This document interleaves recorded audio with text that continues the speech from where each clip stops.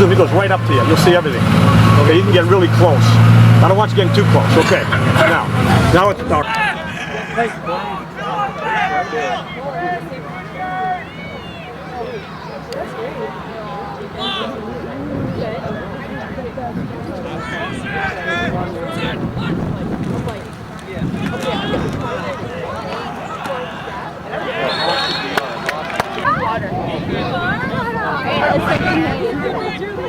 You're right. Okay.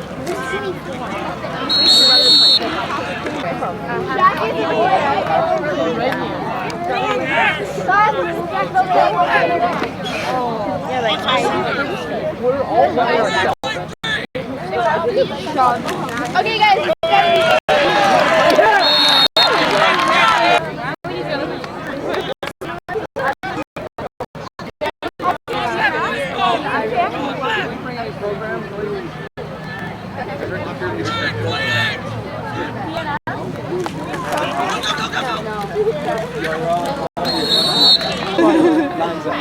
There's nobody else.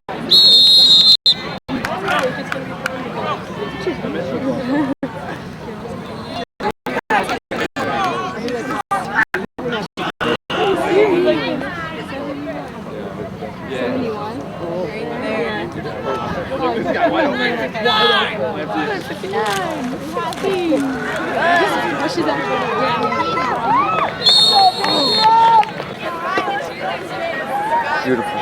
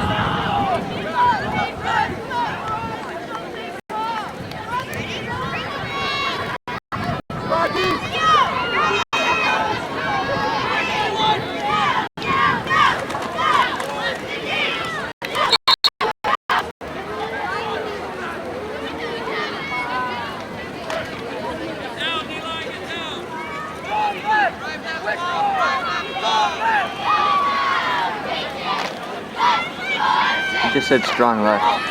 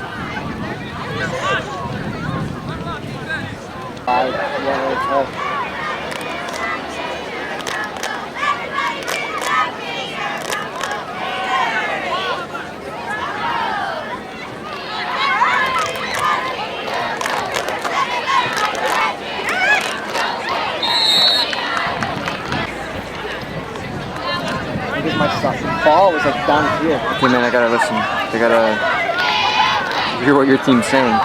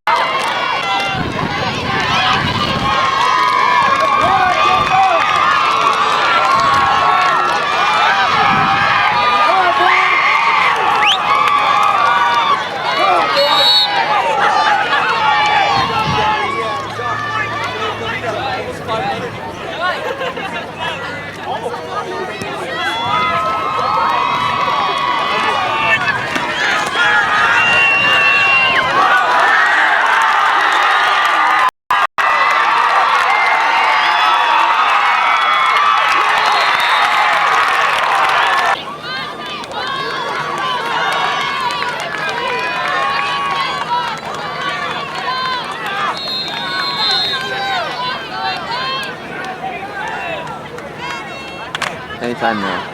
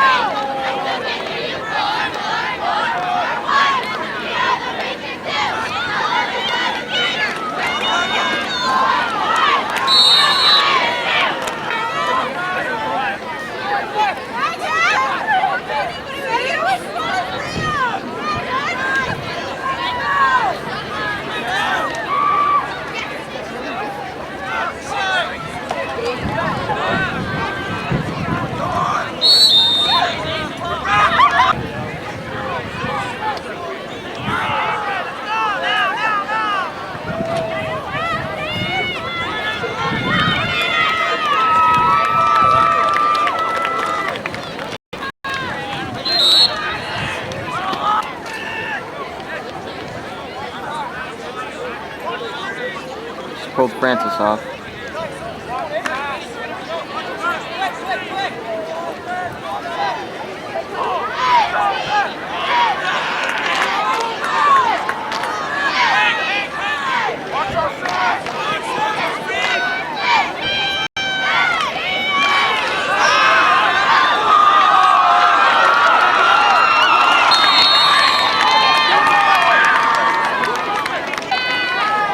4th and 4.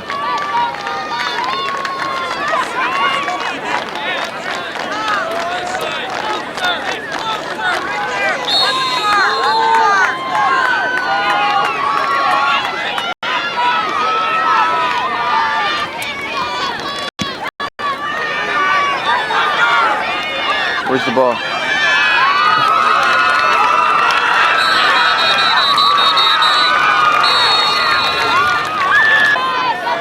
These balls are yours? Yeah.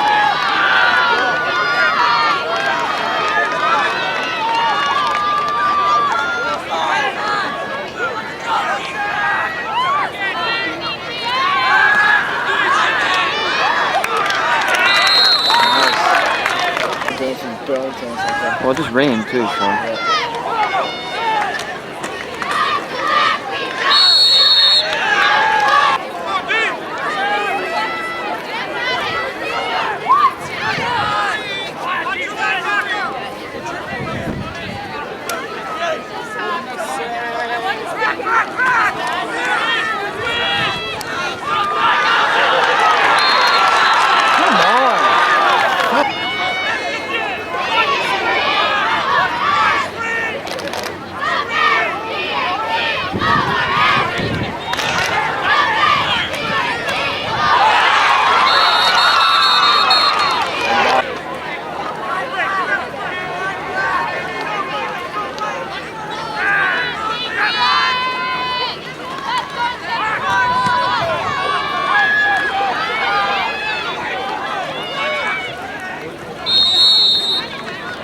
I don't know when's the last time.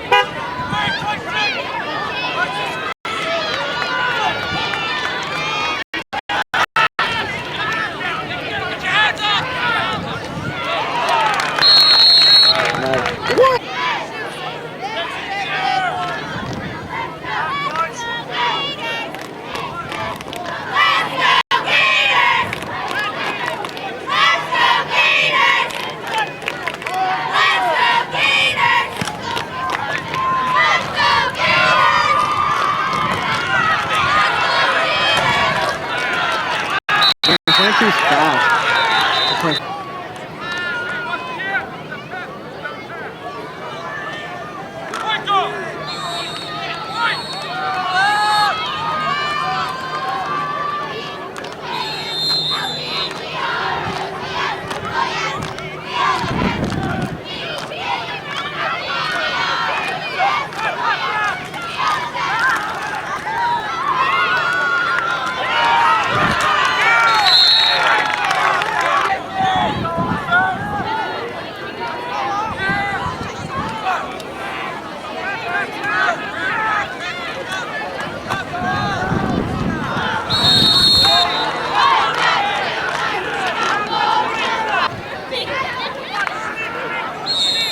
That's Mr. O saying, watch the quarterback sneak.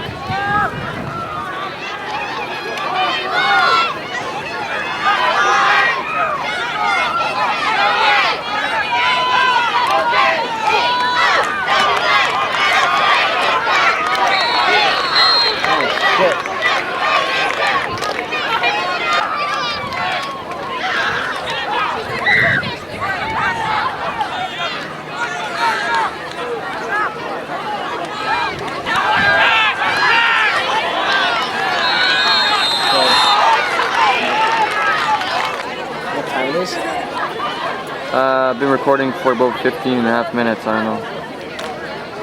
There's about 2 minutes left, I think, in this half quarter. No half.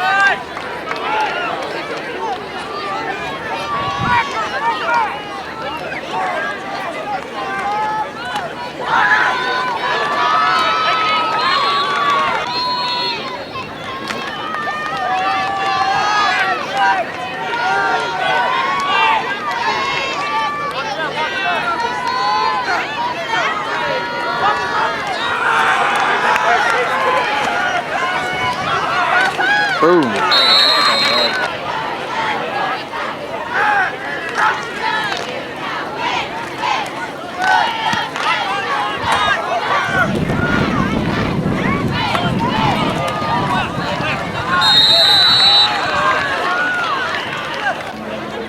Recording.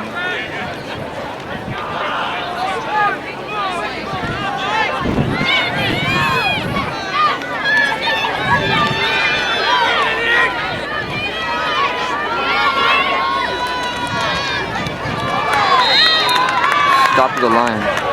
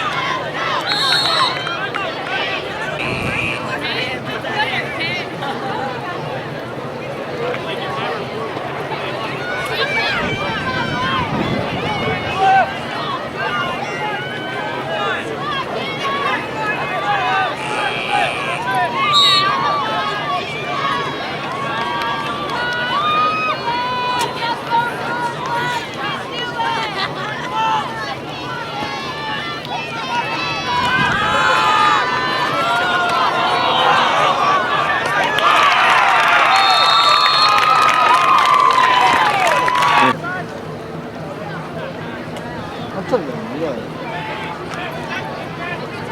와, 빡빡거리네요.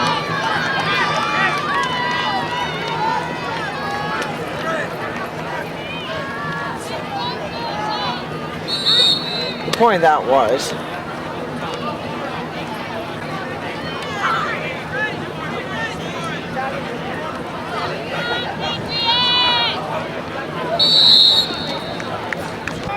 they screwed up big time. The guy kicked it too far.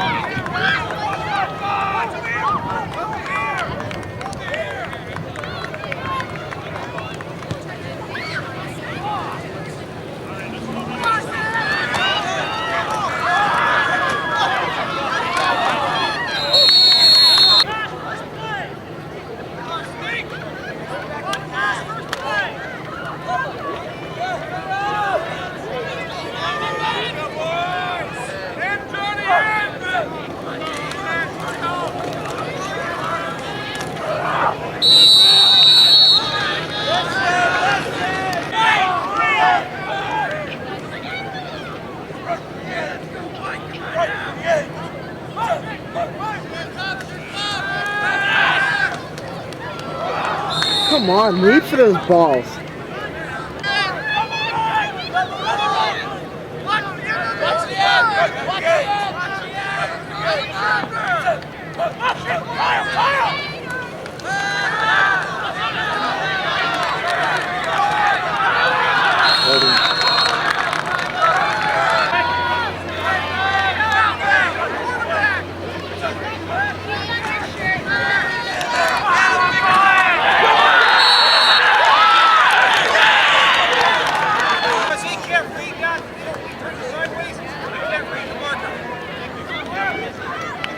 Well, they thought I was third down.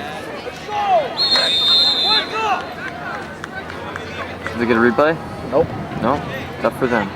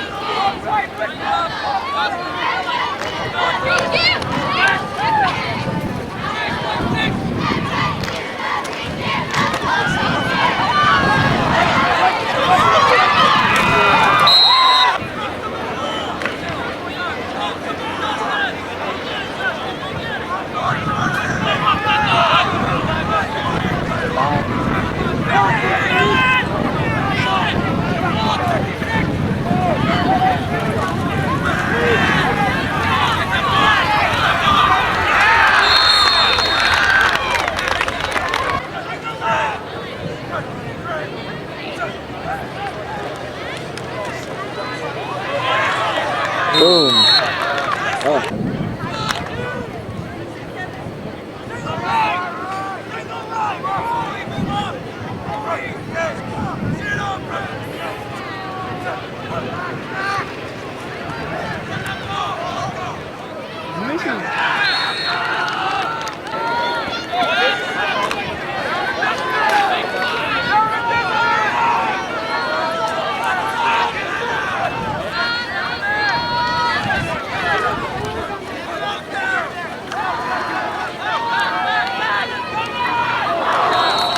Incomplete.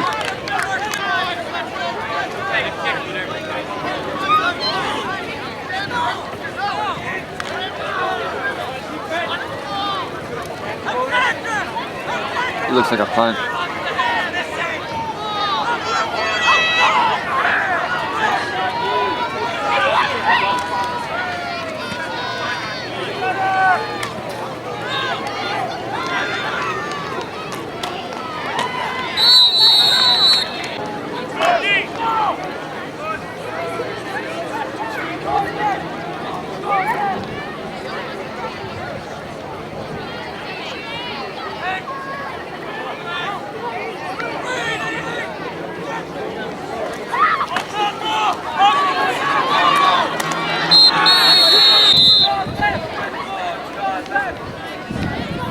Is there a bee on my pinky?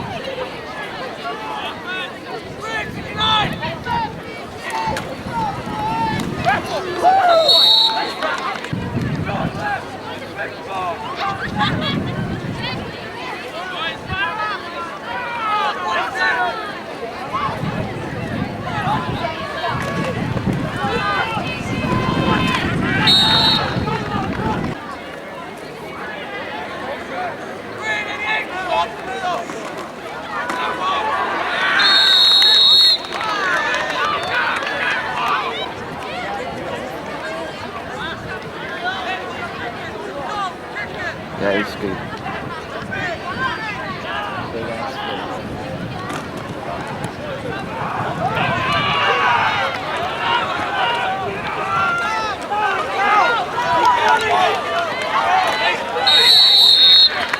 Totally missed that one.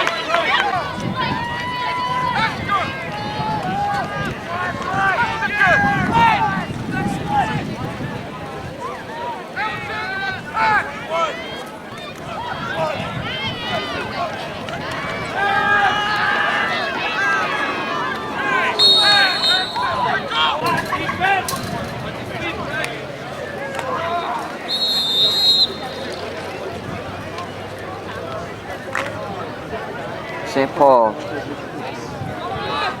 20 seconds left. 3-0. End of third quarter.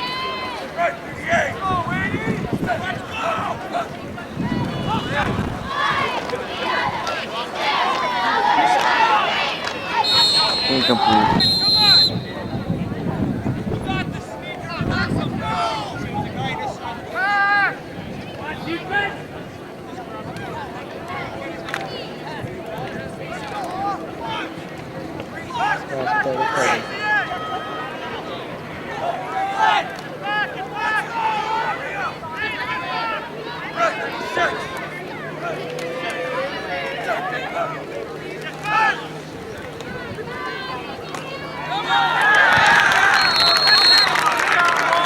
Complete. Doesn't help with the ball.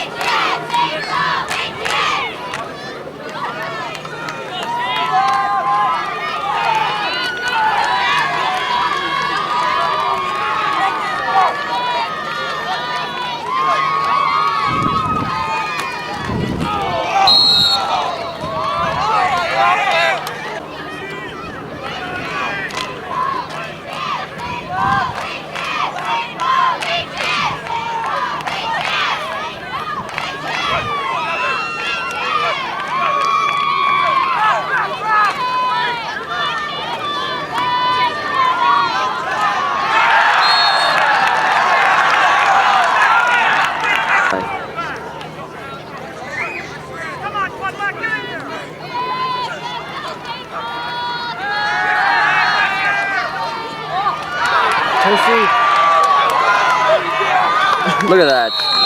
Beautiful. Right.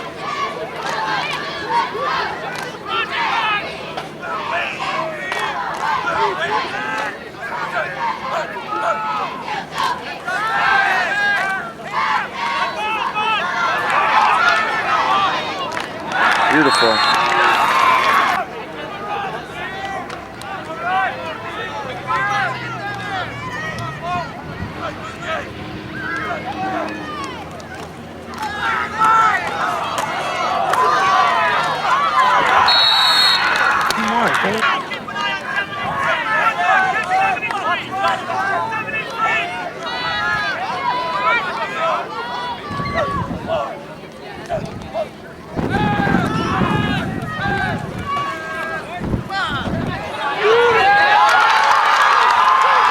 Alright, took him down.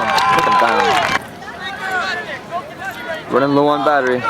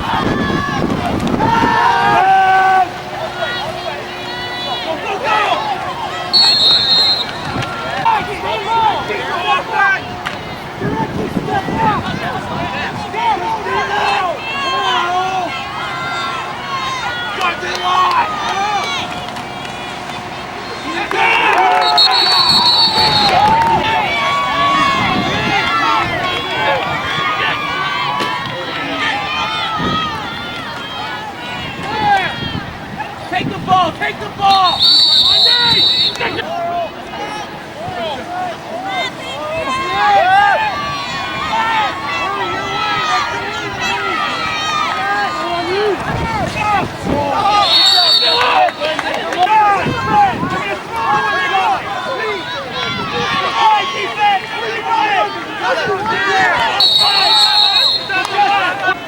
Let's go, boys!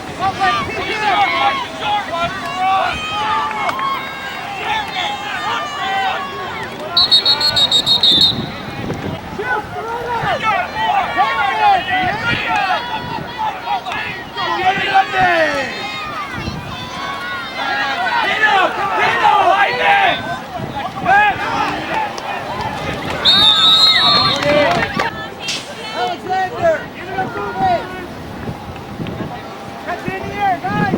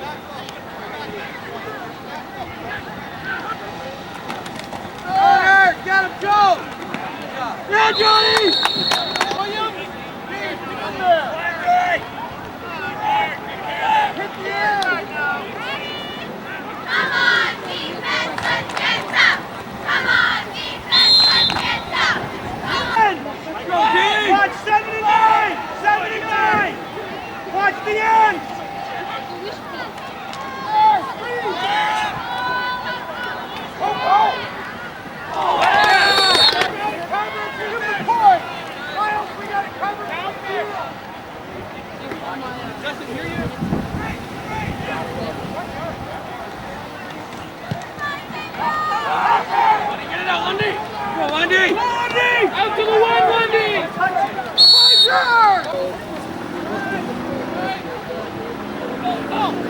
Go offense!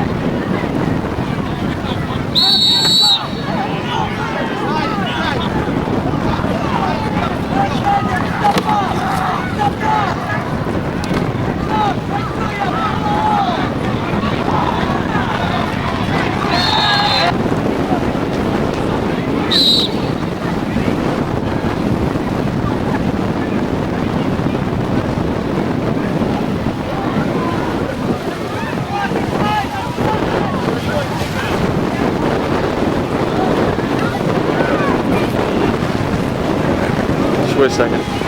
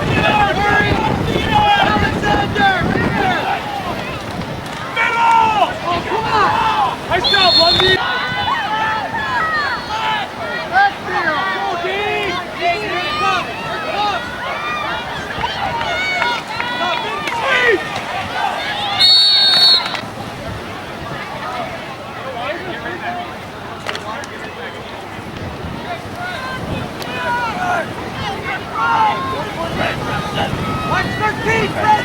Back drop! Here it comes! Go, go! Hold up, Peter, we're done! This on the line! Hold on, let's move it! Here you go!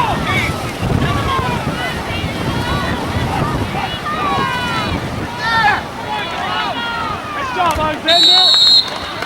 Watch the back side!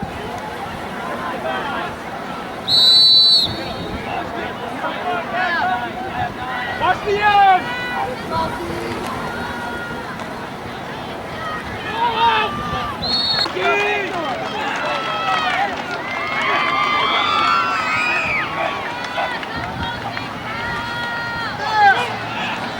Get the ball out! Come on, D! Big play, defense! Trip!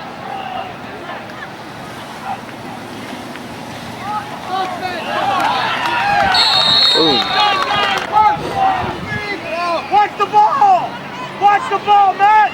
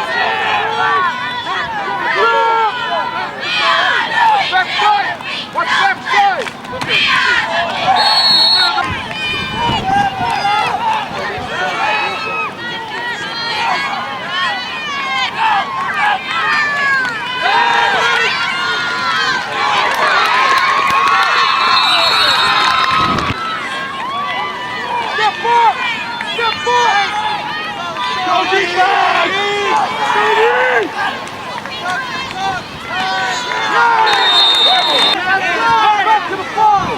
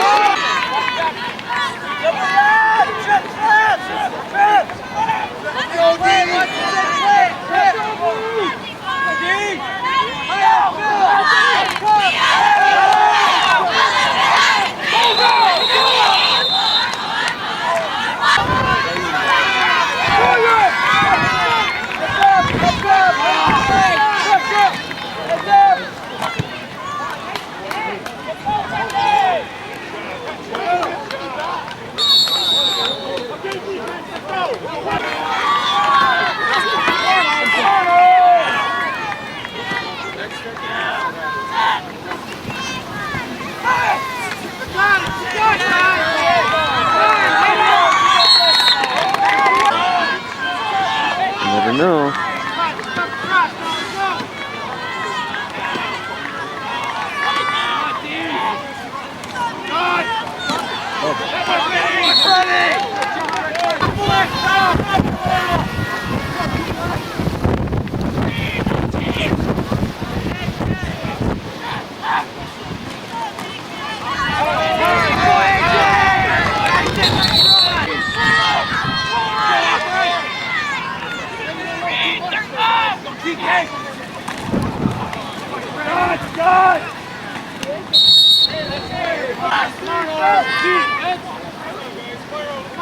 Come on, boys!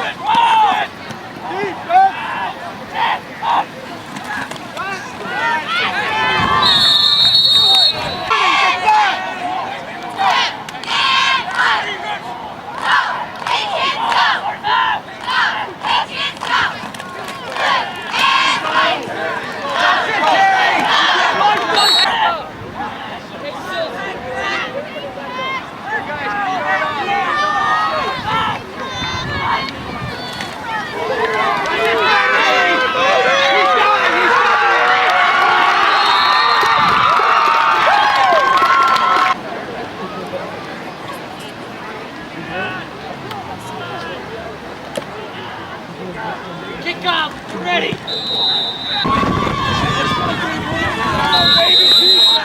My glass.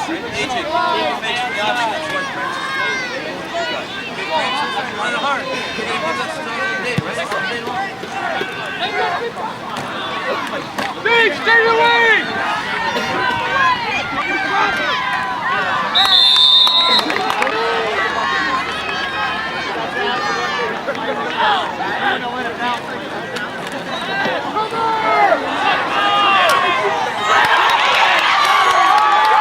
What a beautiful pass. Lock it! Lock it!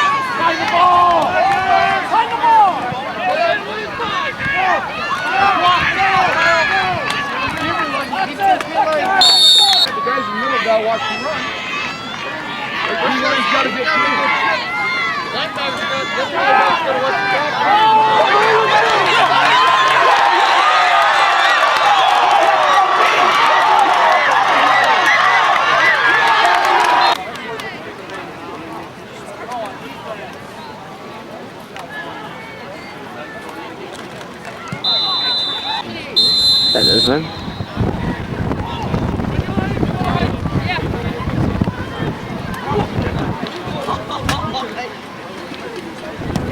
Boom.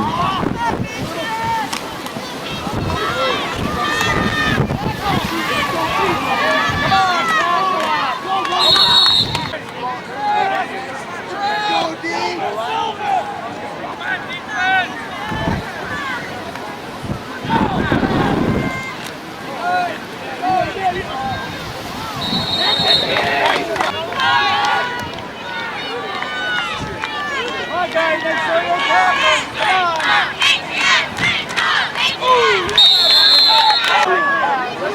Come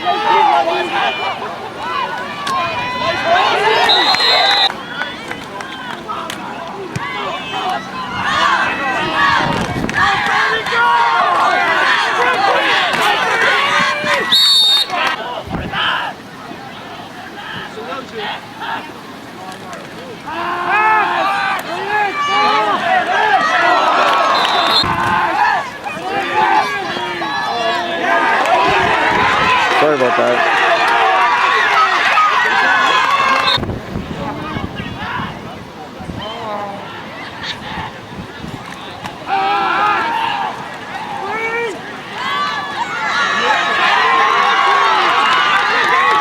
Whoa, whoa, whoa, whoa, whoa, oh!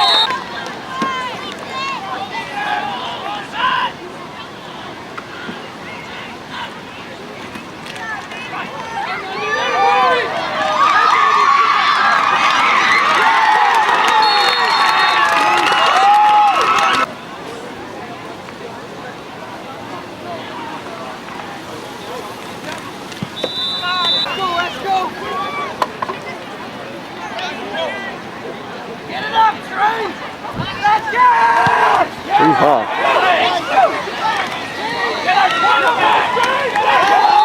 Over the fence.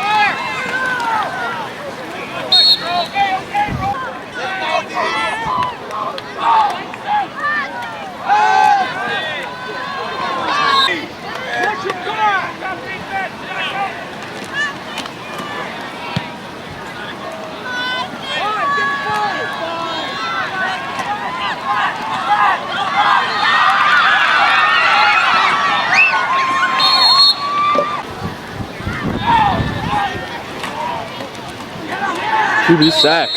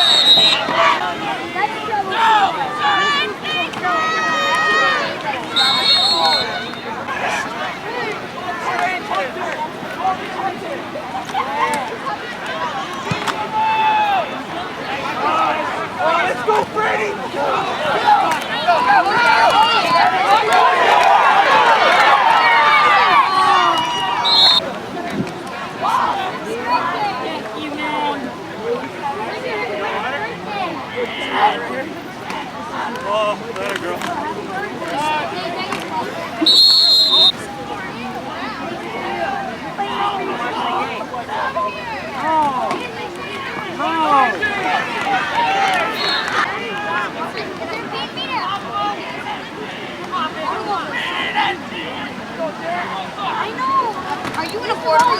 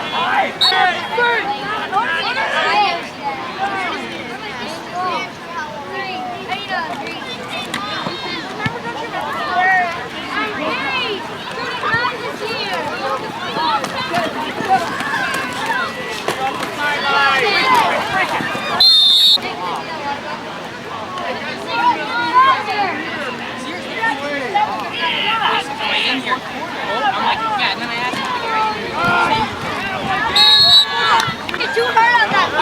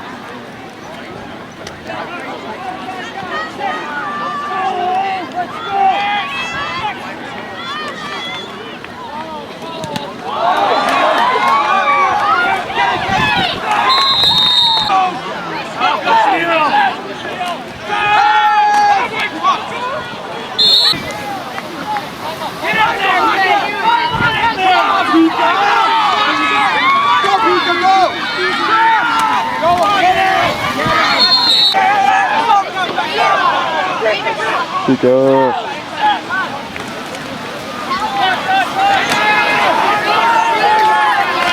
Oh, I couldn't miss that.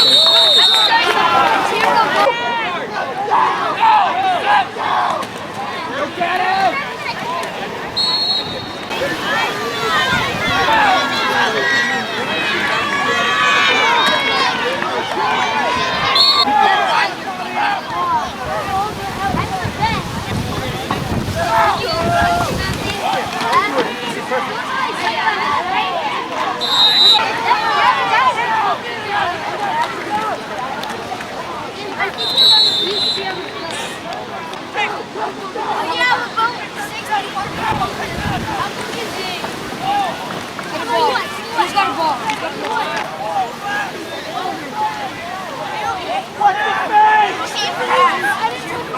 Are you okay, man?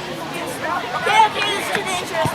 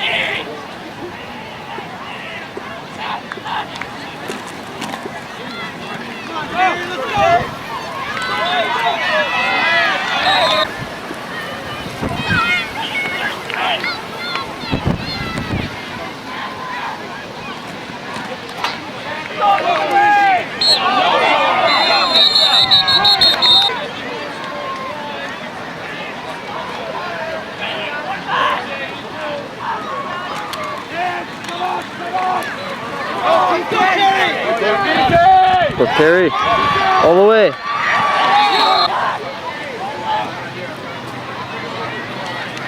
Go for two.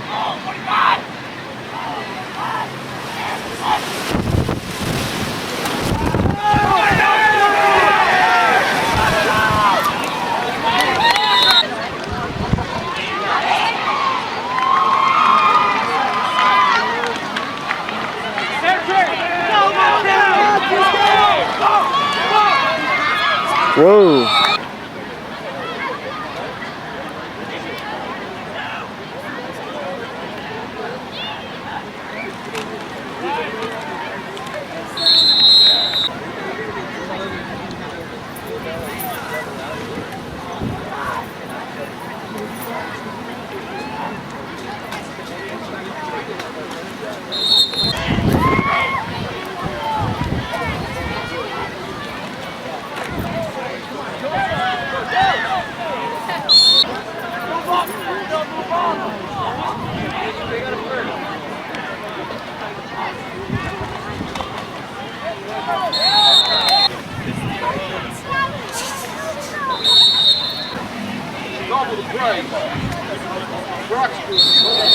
Take another knee out.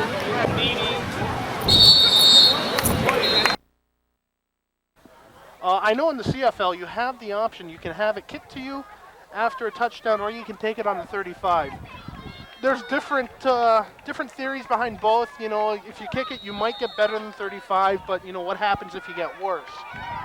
A conservative quarterback would take it on. A conservative coach would take it on. At a visit to Jordan's Balls Falls Festival. Well, this is our 28th year for the festival, and Balls Falls has an absolutely magnificent setting. The colors haven't turned as colorful as they have been in the past years, but it's a beautiful setting. It's a nice place to walk around. We have a lot of artisans that come from all over the country to come to this show, and many of them have been with us for a lot of years. So people come from year to year to visit the same people that they buy different gifts from. We have a lot of children's activities, and so while the parents are looking around, we've got face painting, pony rides, a lot of kids entertainment throughout the whole day, and a lot of favorites that the kids love. The Smudge Fun Days, Calvin's Magic. The kids just love Calvin, and so there's a lot of things for families to do. And again, because it's such a nice setting and it's just a nice, comfortable place to walk around, we have a baby comfort station for people that need it for their little ones, and so I think that's the big attraction. This is a family outing. Besides the crafts and food offered at Balls Falls, you can also catch a glimpse of history. We're in a location that has had people occupying it historically for, we know now, thousands of years. We've done some recent archaeological work and found that this was a native portage path around the waterfalls. We know that back in the early 1800s, Jacob Ball and his family settled this area, developed the mill that you see behind, and all of these outbuildings that was once a very thriving industrial hamlet known as Glen Elgin, up until as late as I believe it's 1930s. We've just gone through a year-long exercise of looking at Balls Falls and trying to determine how can we best protect what we've got here and try and make it more accessible and interesting and approachable to the public. And through the course of that study, we found the information about the natives, as I mentioned earlier. The mill is a very unique in its design, in its construction, and the fact that it's surviving. The other thing that really makes this site impressive is the mill, the Balls home, this barn, the barn on the other side. Those are things that have been here forever, since they were constructed by the early settlers. It's not a place where we've just moved a bunch of buildings in hodgepodge to create something. This is actually something that was here, built up, and went away. We're looking at opportunities to bring that story back to life so that people can understand the settlement of early Upper Canada, how things happened that made Balls Falls sort of drift away as opposed to becoming a big industrial center like St. Catharines. They say that imitation is the highest form of flattery, and the Balls Falls Craft Show is no different. Festivals at the Vineland Public School and the Jordan Lions Club make this area the place to be on Thanksgiving weekend. There's certainly room for a lot of different crafters, and anything that gets people outdoors at this time of the year I think is wonderful. And the other shows that are going on, a lot of them are fundraising events as well, and so everybody's benefiting because somewhere all the funds are being used to help either the community or, like in our instance, the funds that are raised here are used to maintain the park. And this is a historical park. We hope it's around for years and years and years for people to enjoy. And for people watching who might want to come out to the festivals, what days and times can they come out? We're here for Saturday, Sunday, and Monday from 10 till 5. And Balls Falls is pretty easy to find. We've got a lot of signs along the highway as well, but probably the easiest route if you're coming from Niagara is to take the Jordan Road exit and then just come up Jordan Road, and there's a lot of signs right along the way that will direct you to Balls Falls.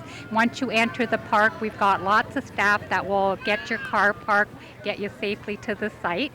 And if you're coming from the Toronto-Hamilton way, the best exit is to take Christie Street in Grimsby and then just follow this. There's a lot of directional signs from there, and then you'll avoid a lot of traffic congestion. Don't be surprised if you run into people you know at the Balls Falls Festival, and don't be surprised if you leave with a bag full of treasures, a full tummy, and a smile on your face. Reporting from Balls Falls, I'm Sarah Bishop for The Source.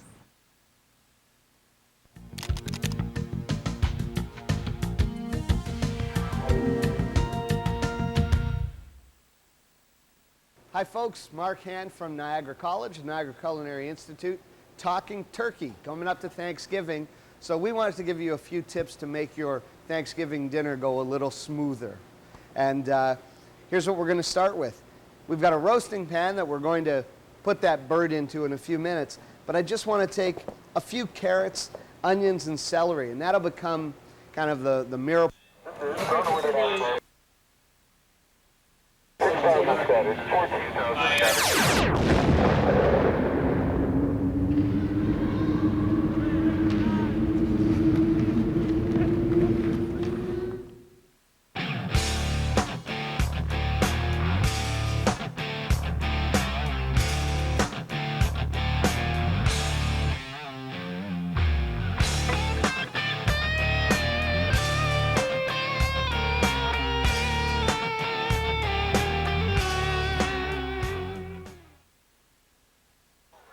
And welcome to Friday Night Football here on Cogeco TV 10. West Lane versus St. Paul. I can hear you. It's the 20th anniversary of St. Paul, and Brian Hayden, along with Larry Storm, I graduated here back in 1980. Yes, Larry, the 20th anniversary. It's a great night for football here at St. Paul. And over the years, Westland and St. Paul have had such a great rivalry. It's like Miami and Buffalo, Toronto and Hamilton. Along those lines, locally, and people always come out. This is probably the hugest crowd that we've had here for Friday high school football on Cogeco TV 10. And it's you can feel a certain level of excitement here at Mitchelson Park behind St. Paul. You certainly can, Larry, and we're underway here. West Lane has the ball. At quarterback right now, it's Jesse Geyer. He's looking, he's going to throw. He's passing, almost picked off and short. Intended for number 22, Brett Jagger. And look for West Lane to put that ball up quite often tonight. That's their philosophy. They like to throw the ball, Larry. Air it out. One thing, this is the first field in the Niagara region where we've done a game where we have a regulation Canadian field. 110 yards long, 63 and 5/8 yards wide, 20-yard end zones. And it's going to be good to see the game played that way because you've got an extra guy on the field. You might as well have the space for it. Geyer looks, he sees number 24, Ray Anderson. Anderson tackled by a few St. Paul defensive players. Looks like about a 6-yard gain on that play, so there's that aerial attack already, a short aerial throw there, but nonetheless, they're putting it up quite often already, Larry. 3rd and 5 on the West Lane 45.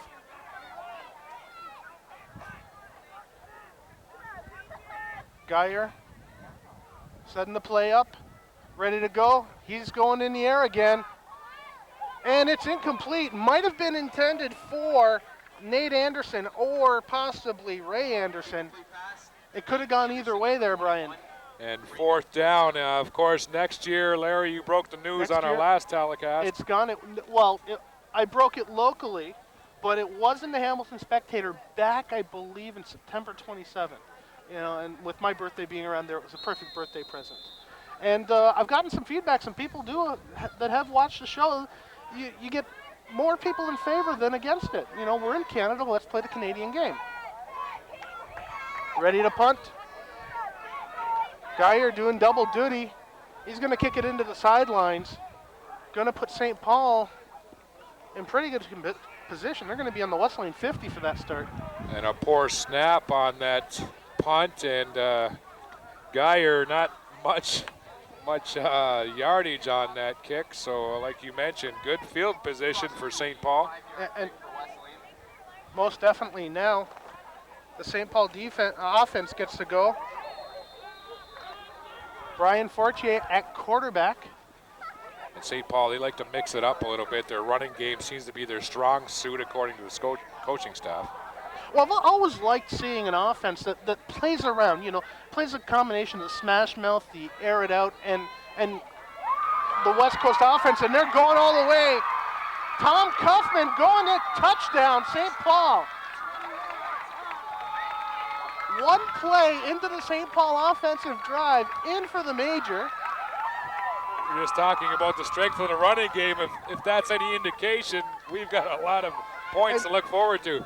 We're going to get to take another look at that. It's coming up on the replay here. Here's the handoff, and straight up the middle, some good blocking, and away he goes. He's gone and he's going, and he's all the way in for 6. No one near him at all for that. Tom Coffin. Going for the extra. Kicking for St. Paul is Anthony Stranges. You know, it's kind of funny. You know, I've been out of high school for more than I'd like to mention. You know, approaching 15 years, and a lot of these names are really similar to when I was here. Well, Larry, 15 years. Wow, I wish I could say that, but what a run by Coffin to start off the program here. One play. And shows the strength of the St. Paul offense and maybe, you know, a couple gaps in the West Lane defense. And Coffin, he's 5'5", 165 pounds, so low to the ground, but really good speed on Coffin as he showed on that touchdown. West Lane has opted to have the ball kicked to him. I know in the CFL you have the option. You can have it kicked to you after a touchdown, or you can take it on the 35. There's different theories behind both. You know, if you kick it, you might get better than 35, but you know what happens if you get worse. A conservative quarterback would take it on. A conservative coach would take it on the 35. St. Paul going for the offside kick. There is a flag on the play, probably no yards. Mike Eskijian with the ball. Now, we only have 12-minute quarters, and this is going to be a fast game. You know, no commercial breaks, none of that. But an offside kick in the first quarter? Yes, that onside kick didn't work out quite the way they wanted to, as I don't think it even traveled 10 yards. Did not, definitely didn't. They threw a flag on the play, so we'll see what the referee calls here. Slightly windy conditions here at St. Paul. Okay, West Lane captain. Okay, so we kind of missed the call, but it looks like it's going to be West Lane's ball. We're waiting on the call right now.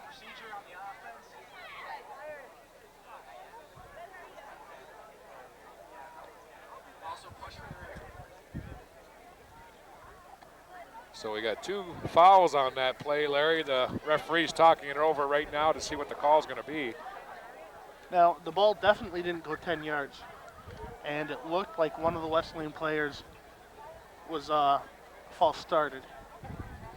Oh, this is great, Larry. Friday night football here at Yeah. St. Paul. You know, A great crowd on hand. All we need is James Duthie, Chris Schultz, Matt Dunnigan, and Jock Climby, and we'd be set. And a booth. A booth would be nice heated. I'd like a hot chocolate, you know, with some whipped cream too, but The scoreboard is a bonus for us. Sit down right here, guys. We will have an announcement on the penalty. Looks like West Lane ball, first down. That is decline. First down right here. Procedure penalty.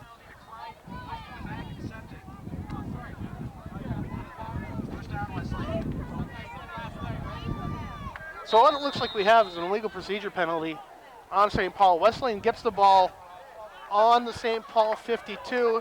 Pass incomplete to Tom Coffin. Correction. Nate answers loose ball. Fumbles St. Paul ball.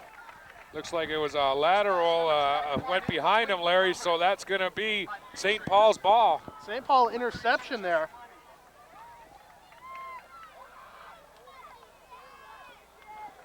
And the quarterback for West Lane, he rifled that pass and went right through the hands, and it was behind the line of scrimmage as well as behind the receiver. Take a look at the replay here. And there's the pass. It went through his hands. That ball is live. And there's St. Paul to jump on it. So here we go, 1st and 10 now for the St. Paul Patriots. You know, I remember the first game we did, St. Mike's versus St. Francis. And Tim Rogers, who used to be the head coach here at St. Paul back in the late 80s, just proved a dominating game, but he didn't have a first 2.5 minutes like this. And this is quite a coaching staff here, Larry, for St. Paul right now. We've got Rick Oreskovich, Kevin Flynn, Joe Oreskovich, Joe Baldinelli, Mike Lidstone, and John Fisher. So We just heard our penalty. It was illegal interference on the kickoff. So now it's 1st and 10 for St. Paul again. And Rick Oreskovich, head coach here, he is doing so much for football in this area. It's only been 4 years, but you can definitely see his mug in a Hall of Fame somewhere.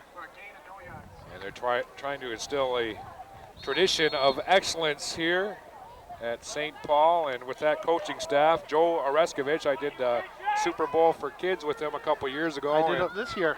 There you go. With Joe. There you go, and you know Joe knows his stuff. 2nd down, about 9.5 yards to go. Handoff play. Got his 1st down.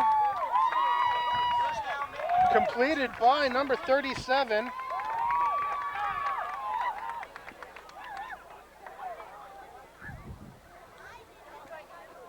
And 1st down St. Paul on that play, as there's that dominant running game already. This team is 2-1 right now, losing only to Lakeshore, which seems to be the premier club in the Premier 1 division here, according to both coaches That tonight. is the talk, yes. St. Paul in the West Lane side of the field. Another running play, this time the 21. Tom Coffin's got it. He's got a 1st down. He almost had the opening that he had in that first play during that first drive, but West Lane managed to stop him. These guys are just eating up the yardage with this running game. How impressive is that, Larry? It makes you wonder. Now, St. Paul has proven they have a great running game, but how much of it is being shown by perhaps a slightly weaker West Lane defense? Well, 1st and 10 on the about the 28-yard line. Fake handoff. It's being thrown. It's going to number 83, Dave Williams. In for interception, Larry. almost had it, but Brett Jagger managed to take the ball from St. Paul.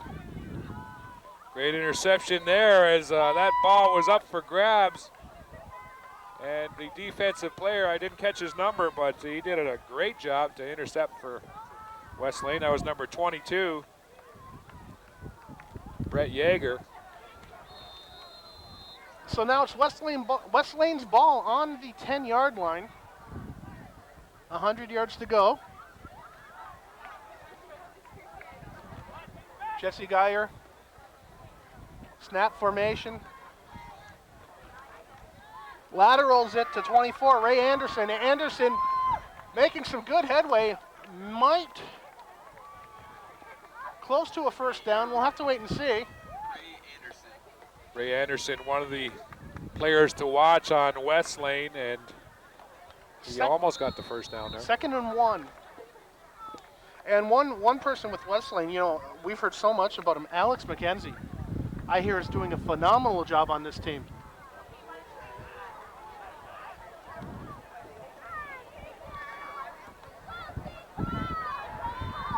The handoff, tackled by 3 St. Paul defensemen. Rich Gibson in on that. 3rd down, looks like a 1-yard loss on the play, and good job by St. Paul. We'll see if they can shut down this 3rd and about 2 to go.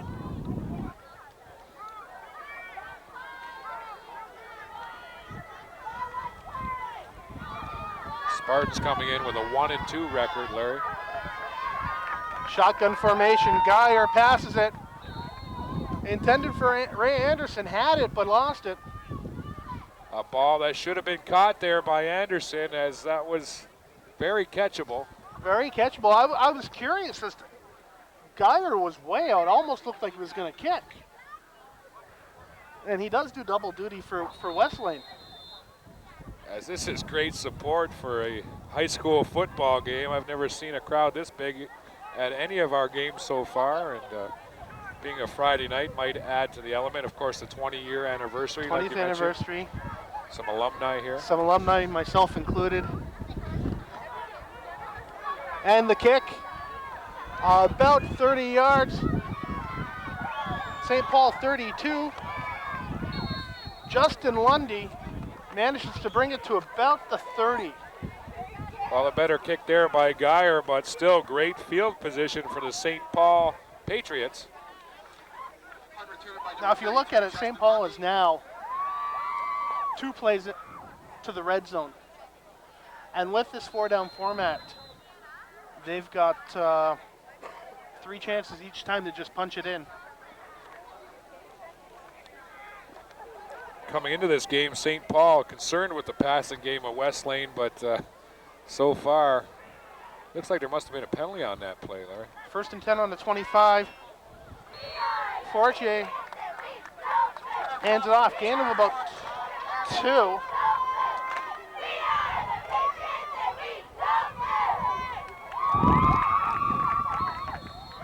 As this is something else. Friday night football here. Friday night football here on Cogeco TV 10. And of course, we can't forget. And not to mention, you know, the game is going to be so good, I can guarantee it that we're going to play it 3 more times. Fortier hands the ball off to 32. Justin Lundy again. He gets a gain of about 7. It gives him a 1st down. The offensive line of St. Paul just opening up major holes for the running game of the offense. And there they are again, another 1st down, and we might see a score to come up if they can keep chewing up the yards like that. It looks 1st and 10 on about the 11. Fortin hand the ball off. There's going to be a loss on this, loss of about 2 perhaps.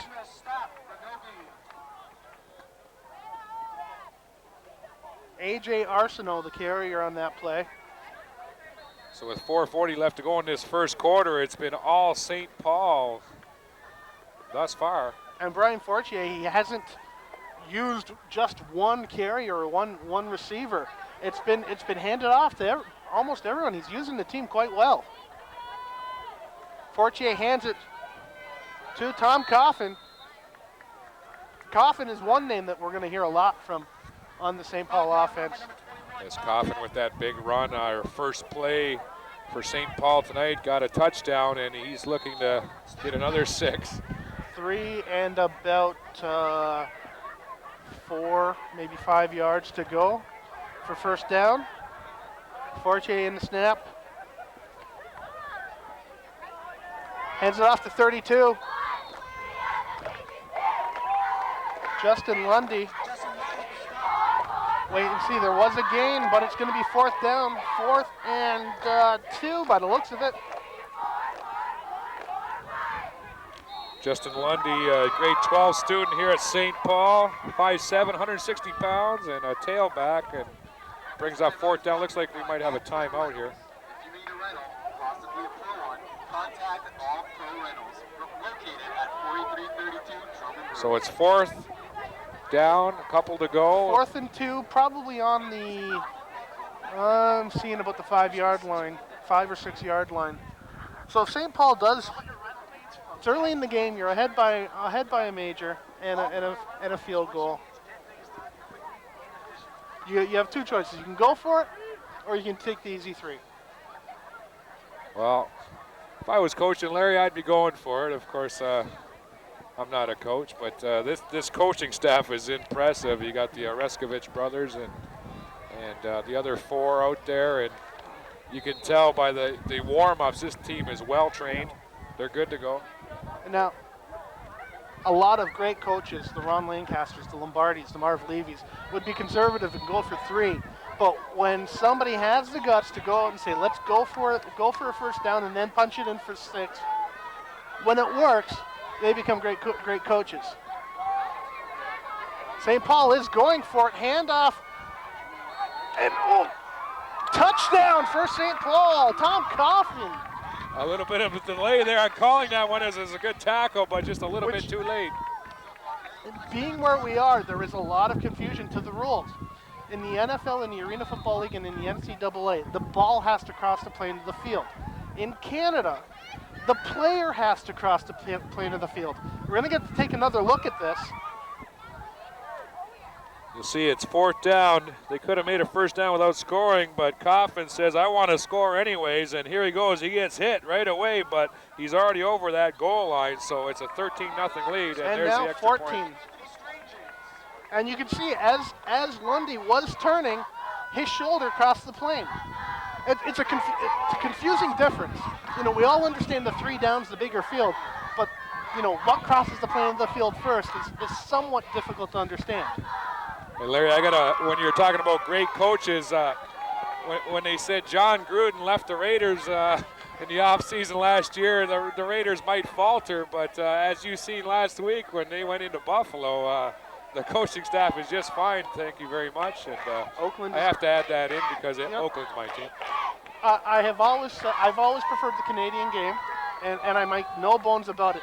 But this is one of the most exciting NFL seasons I have ever seen. And it's been a lot of high-scoring football, a lot of excitement. Buffalo's had 3 overtime games so far this season, I believe. And you've got the Rams. They're 0-5 or 0-4 right now, so who would have predicted that the Rams would falter so much? The Chargers are doing great this year. Doug Flutie, who will be in the Canadian Football Hall of Fame.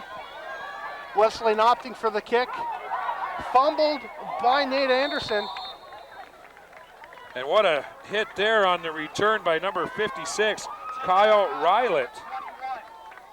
And that ball was bobbled, and luckily Wesleyan hung on to it. Wesleyan managed to hold on to the ball pretty good. They're about 30 on their 30-yard line. A lot of acreage to cover. This game's going to be on Saturday, Sunday, and Monday, Larry. So if you miss us on our first telecast, be sure and check out Sunday and Monday's telecast as well. So not only is it Friday night football, it's Saturday football, Sunday football, and Monday football. A football lover's dream. Exactly. And Jesse Geyer in the snap. He's going to air it again. Intended for Brett Yeager, but Yeager about 2 yards behind that ball. And a pretty poor throw on that one by the quarterback. He knows it. That ball was kind of bobbling and wobbling. So it's fair to have a passing game, but right now it doesn't seem to be the answer. Well, as I said when the game began, a lot of great coaches have the ability to mix it up. You know, you smash mouth, run the ball up the middle, airing it out, West Coast offense, and you need that combination of different things. It's not just the same throw it out. Geyer's going to throw it again. A short pass intended for Ray Anderson, and it looked like it was incomplete, so that's going to bring 3rd and 10. And again, a lot of similar plays. Wesleyans are living or dying by the arm of Jesse Geyer, and right now he's not doing the job. Down 14-0, 2:39 left to go in this first quarter. I don't know, Larry, maybe, like you said, maybe it's time to mix it up a little bit. You've got to mix it up. A good coach will try 4 or 5 different things in the first quarter, find out what works, stick with it until it doesn't work. And then, you know, this one worked pretty good before. And now, hands it off, passed, it's good, complete. Terry Froman going all the way. Touchdown for Wesleyan. Wow, that was something to see as Geyer, he didn't put it up, but his running back did. So Geyer laterals it to Ray Anderson. Anderson airs it out. Terry Froman there for the catch. And 6 points on the board. Anderson, a wide receiver. It looks like he's got quite an arm. Let's see this trick play that works and makes geniuses out of some coaches, according to Larry. And we see Geyer, he laterals over to Anderson. Anderson's got everybody fooled. There's the receiver wide open. And he just turns on the speed, and luckily he didn't get caught by number 32 as he tried right here. You'll see it, Larry, as number 32, Justin Lundy, almost caught the receiver. That's 81. Terry Froman, and the kick was complete for Wesleyan. So like I mentioned, let's try something a little bit different, and that was certainly a little bit different. That was extremely different. That was along the lines of what Tim Rogers was doing that first week. a lot of that, lateraling and then having them throw it. That caught everybody off guard, and what an exciting play here. It's 14-7, 2:11 left to go in the first quarter. Who knows how many points we're going to see tonight. We've got another, 36 minutes of football. Well, 38 minutes of football. So that kind of hushed the crowd a little bit here. Sometimes you need that. You gotta bring everything back to reality. See what kind of momentum West Lane gets out of that. 2 receivers back for St. Paul. Anthony Scaringi getting the ball. He's bringing it up. West Lane's there. Grab him. Goes through 3 West Lane defenders. But Dave Moberg manages to turn him into chopped liver. Good job there stopping the return by West Lane. They look certainly pumped up after that big play. And Ray Anderson lighting a fire under this team. We'll see what the defense can do now. Sometimes that's what it takes. That first point on the scoreboard will turn the team around. And 2 minutes in, here I'm thinking, St. Paul's going to have for lack of a better term, a cakewalk. But now, we've got a football game. Fortier fakes the handoff. Gives it to Justin Lundy. Lundy manages to get about 6 or 7 yards on that. And if West Lane, they're going to get back into this one, they're going to have to shut down this running game, as running rampant is an understatement for the St. Paul offense right now. 8 yards on that play, 2 to go, second down.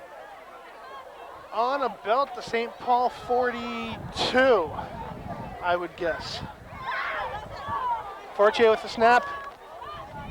Fakes the handoff. He hands it to A.J. Arsenault. Arsenault with a gain of about 1.5 yards. Just shy of the first down.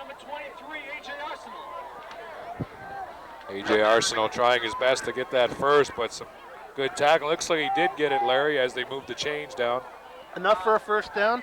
And I've got to say, I'm really impressed with the crowd here. You can hear it in this telecast. There is, I'm guessing, a few hundred here, and we're in blue and white St. Paul colors and West Lane green and whites. Fortier hands it off. Gain of about 5. Yeah, I'd say there's at least 300 or 400 people here on a Friday night, and that's quite impressive. They're not all parents. A lot of good students. school spirit here, Larry, is Some there? alumnus. Now St. Paul was, when I was here, was renowned for its spirit. Fortier ready. Takes a snap. Fakes a handoff. Flea flicker to Justin Lundy.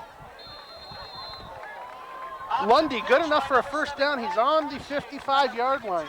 That's going to end the first quarter, and what a way to end it, as the running game of St. Paul and the trick plays of West Lane gives us some real highlight reel stuff for that first half. An incredible game or so far. First quarter, I'm sorry. First quarter. And it seemed like a half with all those plays. Brian Fortier really able to use the abilities of Tom Coffin and Justin Lundy really well to his advantage in this first quarter to get them up by 7. 14-7 right now as we start this second quarter. And let's mention this coaching staff of West Lane. We got Marty Mancuso, Nico Marino, Wayne Devitt, and Nick Timosavich.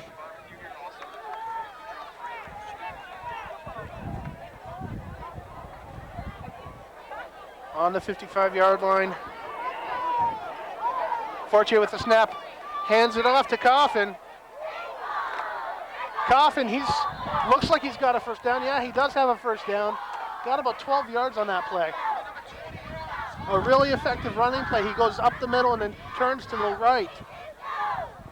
Coffin, he's got to be approaching 100 yards already in this game, as he had that long gain for a touchdown in the first quarter, and now he's chewing up yardage to start the second quarter. First and 10 on the West Lane 44.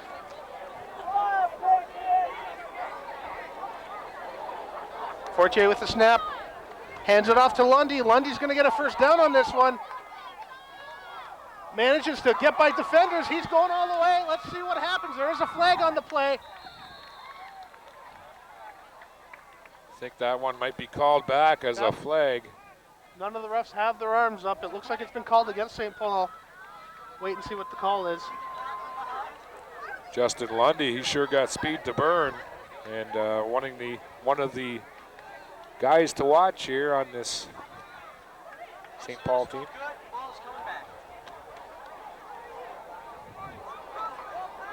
So the flag was against St. Paul. We'll wait and see what the call is here from the referee. And what a fall schedule for sports Cogeco has had so far. We've got the high school game of the week. We've had boxing. We've got some hockey we've done, Larry. Offense, 1st and 10. Holding for St. Paul. So they have to do it all over again. Spot fall, still first down for St. Paul.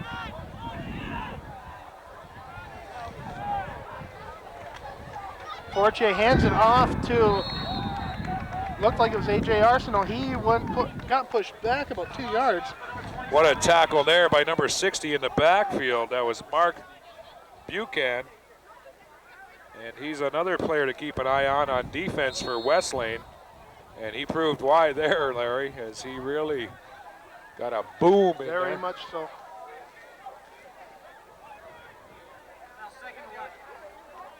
So 2nd and 11, St. Paul on the 45-yard line. Fortier ready with the snap.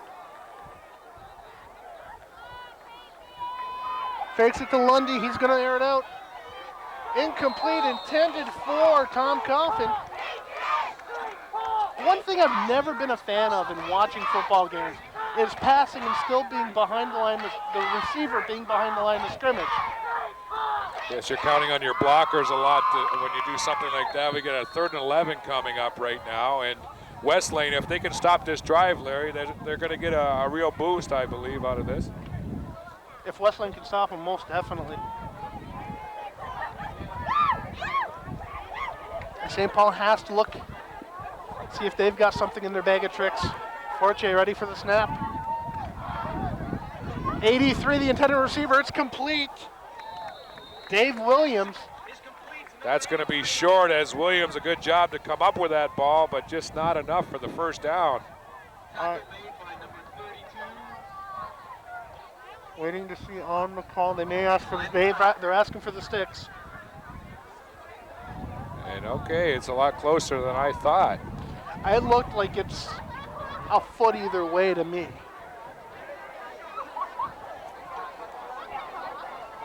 As the play happened on the opposite side of the field as we are on, and there they go with the sticks now.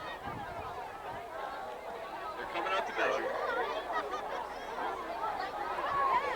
9:16 left to go in this second quarter. 14-7 St. Paul over Wesleyan. Great day of football here at St. Paul. It's going to be 4th down there. 4th and inches by the looks of it, maybe a foot and a half.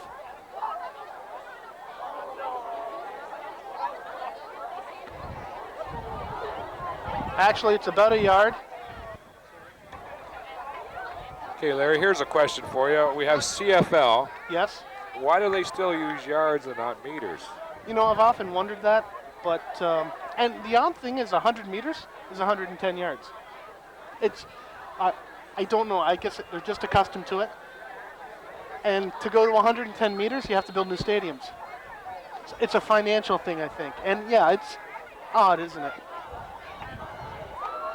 Fortier hands the ball over. And just brought down now, there was probably no gain. Tom Coffin went around, looked to me like he went around the Wesleyan tacklers, but managed to get thrown back.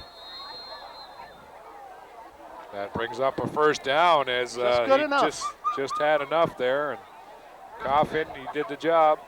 And that's the one thing that everybody celebrates the first down, be it up here or the NFL. And sometimes it's hard to realize you got it. Fortier hands it to Lundy. Lundy looking for a way downfield, but doesn't get it. Brought down by 3 West Lane defenders. A tough job getting Lundy to go down on that one as number 54 finally did the job there. That was, as you look on the sheet, that was Brett Meisner. And there's a flag on that play, so we'll have to wait and see what happens.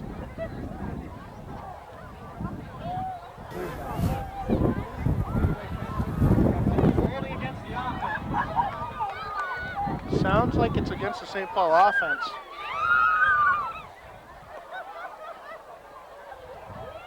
Almost like a college atmosphere here tonight at St. Paul High School. Very much. I'm having been away from. Holding!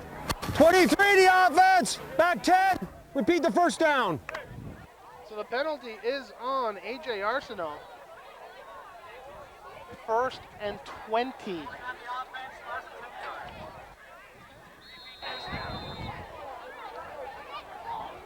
So Brian Fortier and company now have their work set for him just to get a first down. 20 yards to go. Fortier passes it. It's complete to Justin Lundy. Lundy with a gain. Looks like about 10 yards, Brian. Yeah, flag down though, Larry. I think there's going to be some holding on the offense. We'll see what the call is. Yes, holding on the offense. Looks like number 60. 1st and 30. Corey Dempsey on that foul. So.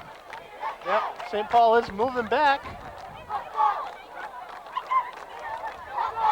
What a drive this has been as they've chewed up quite a bit of the clock here in this second quarter. We've got 8:20 left to go. And West Lane doing their best to shut this one down. 23 the offense! Back 10! Repeat the first down. AJ Arsenault again. It is now 1st and 30. So if you're a numbers person, you got 30 yards, you got 4 chances. So that's 7.5 yards. No, more than 7.5. No, it is 7.5 yards of play. Or if you don't want to use the 4th, you got to get 10 yards of play minimum. Good job, Larry, as that 20-year anniversary coming up for the alumni, and it looks like you learned a little bit of math while you were here. I'd like to thank all my math teachers. Tim Rogers, one of them. There you go, and he was on our first telecast, of course, coaching. Mr. Kahn, I'm not aware if any of these teachers are still here, but Leslie Kahn was my math teacher and my computer science teacher. Fortier's going to try to air it out. He's aired it out.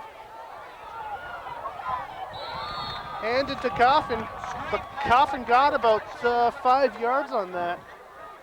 Coffin slipping down, unfortunately, as he looked like he was going to get ahead of steam going, but at least they gained something out of that deal, and they'll bring up second in about 25.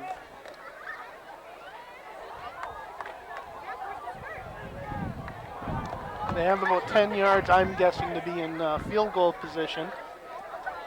Really important drive if you're a West Lane fan. They want to stop this St. Paul offense. No, either way. Coffin with the ball. No gain by the looks of it. Maybe half a yard. Stopped there by number 50 of West Lane. That was Mike Thorne. So 3rd down and 24. 24? On the 24.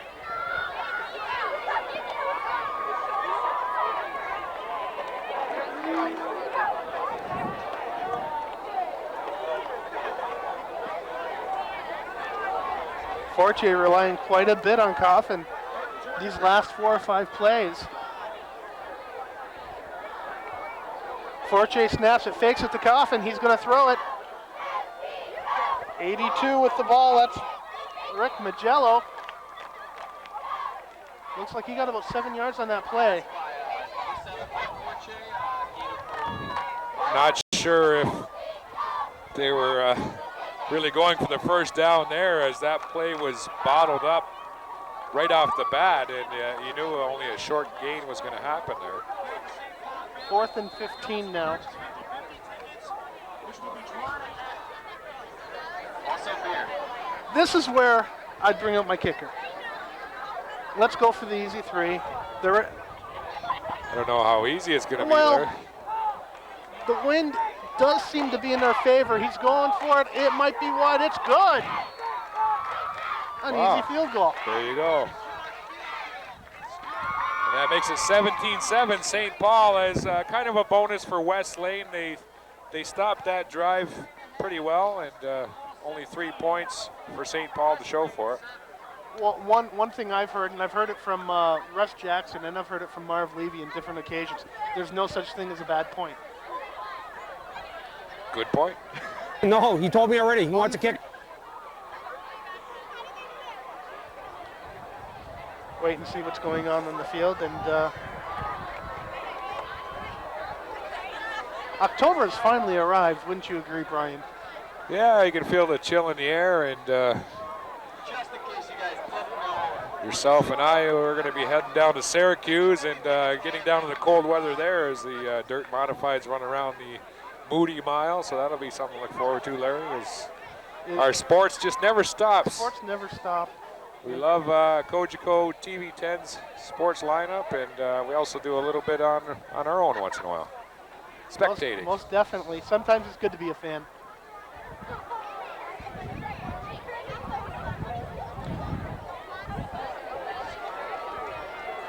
St. Paul opting to kick the ball, or Wesleyan opting to receive. Ray Anderson and Nate Anderson back to receive. They're deep. They're on their 10-yard line. St. Paul's ready to kick. Good hang time. It's going to end up on the sideline. Nate Anderson with the ball. He's going to bring it up about 10 yards. Maybe more. He's still got life. He's looking for an opening. He found it. He's still going. Man. Nate Anderson manages to bring it to the 45-yard line after. We're going to get to take another look at that. Wow, Anderson, more moves than a Soul Train dancer, and you'll see him come up here. He looks like he was stopped, and then he twisted out of that.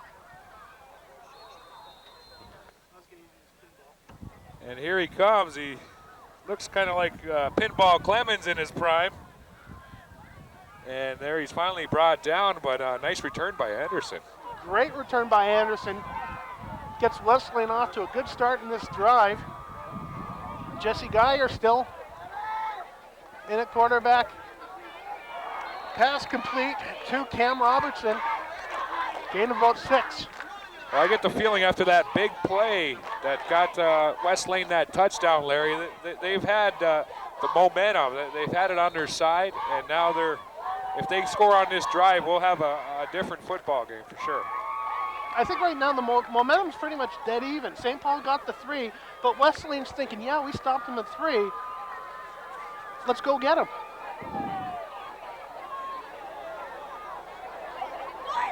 Geyer airing it out. He's looking.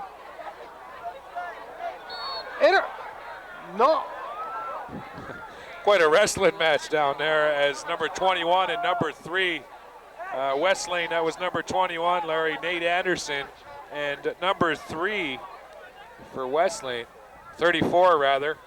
Joe Murray. Joe Murray. They were going back and forth, and Murray ended up with the ball, but already on the ground. So I was surprised not to see any flags being thrown on that play. 3rd and 4 on the 51. Geyer looking downfield, hands it to 24, Ray Anderson. Anderson with a loss on that play.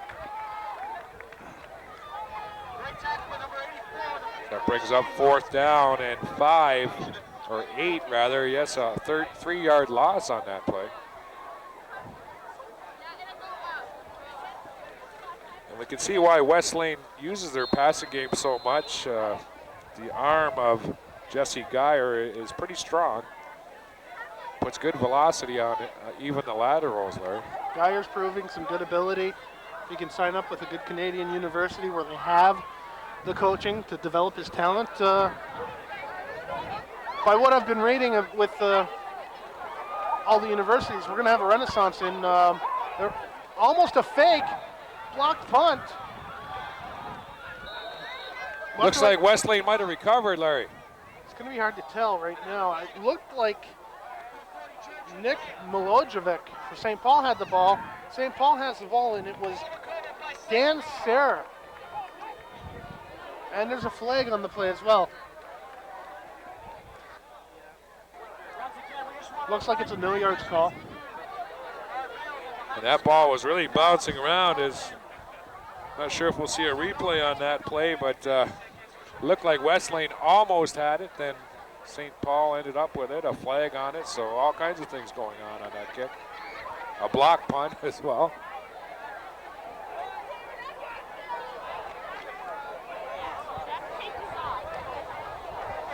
No flag! Never two, give yards! Down. So the flag was declined. First down, St. Paul on their 53. 3:32 left to go in this quarter, and it's been a little bit slower pace than that first one, as we had fireworks right off the bat on our telecast here on the high school game of the week. Brian Fortier calling out plays to his squad. Gets a snap, hands it to Justin Lundy. Lundy being thrown back 4 yards. There's that defense of the Spartans trying to spark their team now. They really could use a turnover here, winding down this first half, Larry. So it's going to be 2nd and 13 for St. Paul. And of course, if you're watching this tonight, being Friday, Saturday, Sunday, or Monday, I'd like to wish everyone watching a happy Thanksgiving. And of course, thanks for watching. And it's great that we're finally able to promote the collegiate sports in the area. Fortier's going to air it out. Pass to 23, incomplete. AJ Arsenault. Arsenault, he turned the wrong way, as that ball was a very catchable one. And AJ, an OAC student, didn't use the right method there to catch it. It looked to me that Arsenault was on his right mark, Fortier was on the right mark, but the wind, which is going across the field just a little bit right now, carried it over that half a yard that made the difference.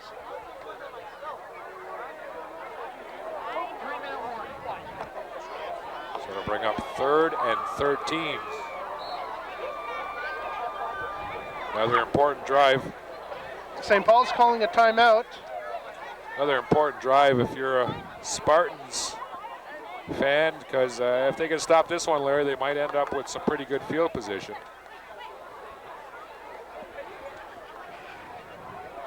As October air is here. Now, here. You and I both work outdoors. And we have been extremely spoiled this last little while.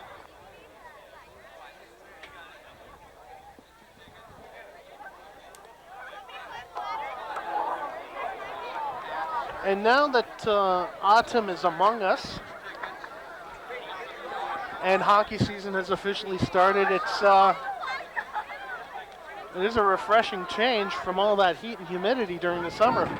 As the wind picks up here, Larry, I got my lineup lost in the wind, but we got it back. So we'll see what the Spartans can do with this 3rd down play, if they can shut it down and get that ball back. Try and get a score here before this half ends. So once again, 3rd and about 13 for St. Paul. Fortier, shotgun formation. Almost missed, almost over his head. He airs it out. It's incomplete to AJ Arsenault. Arsenault, he better learn how to catch a ball right now, as I'm sure he knows how, but that ball was right in his hands. And it's got to be discouraging if you're the quarterback, Fortier. So that'll bring up 4th and 13. like I mentioned, a possible good field position for the Spartans right now. St. Paul will kick. Anthony Strange, they're going to run it. Anthony Strange is going downfield. He's going to try. It's. Well, looks like a first down, possibly. It may. First down. Wow, Anthony Great Strange. play. Anthony Strange's. What a run, as he really turned on the Jets. And this OHC student can really motor. That's another one of those bag of trick plays that when they work, everybody's going crazy. When they don't work, they're ready to get a lynch mob out for the coach. So that keeps the drive alive. 1st and 10 on the 45. Ball handed off to Lundy, but looked like it was a loss of about a yard. Well, I still can't get over the speed of Anthony Strange's on that play, as he was really motoring out there.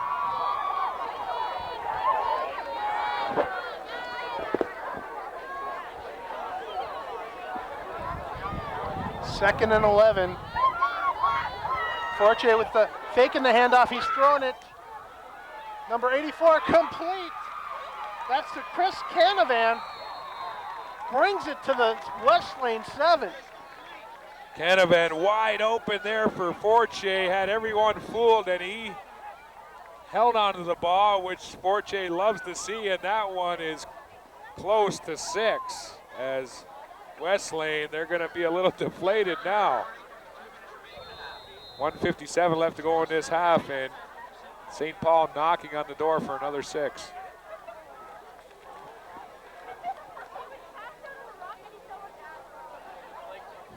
Fortier calling an audible.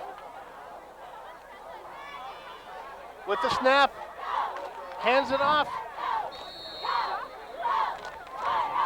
to Coffin, but it looked like there was a loss of about 1, or correction, a gain of about 1. So that's 2nd and goal for St. Paul. Just under a minute 30 in the first half. It's 2nd and 9.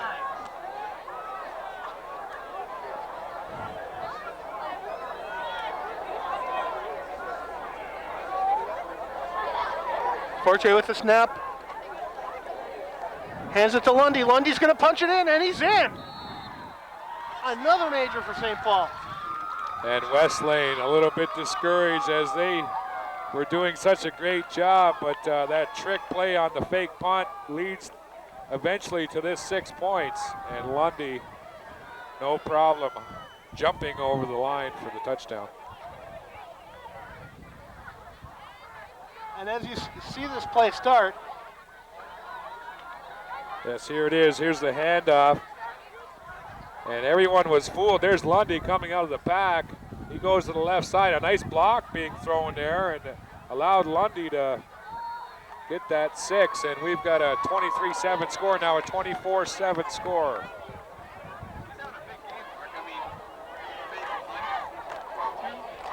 And what a first half, as some great trick plays, and 24-7. I don't think that's a real indication of the play, as West Lane hasn't been outplayed that much, Larry. No, they haven't, most definitely. And the West Lane defense, I think, did a pretty good job this drive. They just didn't expect that fake. And it's 4th and long. And of course, that all boils down to the coaching staff of this St. Paul team. We've got the Oreskoviches and the other members of this coaching staff. Of course, they're very heavily involved in the Summer Football League in Niagara. And to speak briefly about Football Niagara, Football Niagara actually owns all the equipment, so the parents don't have to fork out a ton of money buying new equipment each year. It's provided for them. St. Paul kicking. Anthony Strange is low, but he got about 30 yards on it. Now Ray Anderson trying to bring it upfield. He's doing pretty good now. Gets it up to about the 50-yard line on their ends of the field. Anderson's exciting to watch on kick returns, and if not for number 13, Larry, we could have seen another score as Anderson really knows how to electrify the West Lane fans here. That's one real plus of this team in this first half is that kick return of Anderson. A couple other ones look good as well. First down on their 45-yard line. Jesse Geyer hands it off to, it's fumbled. St. Paul recovery. Recovered by Kyle Rylett, managing to pick up that fumble. So any good momentum that Anderson got on the kick return was quickly taking away there.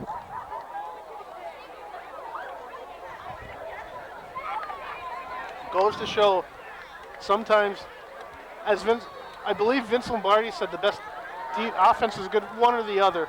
And St. Paul's proven they have both. Looks like a really good-looking football team here. And now Brian Forche, not much of a break, back out.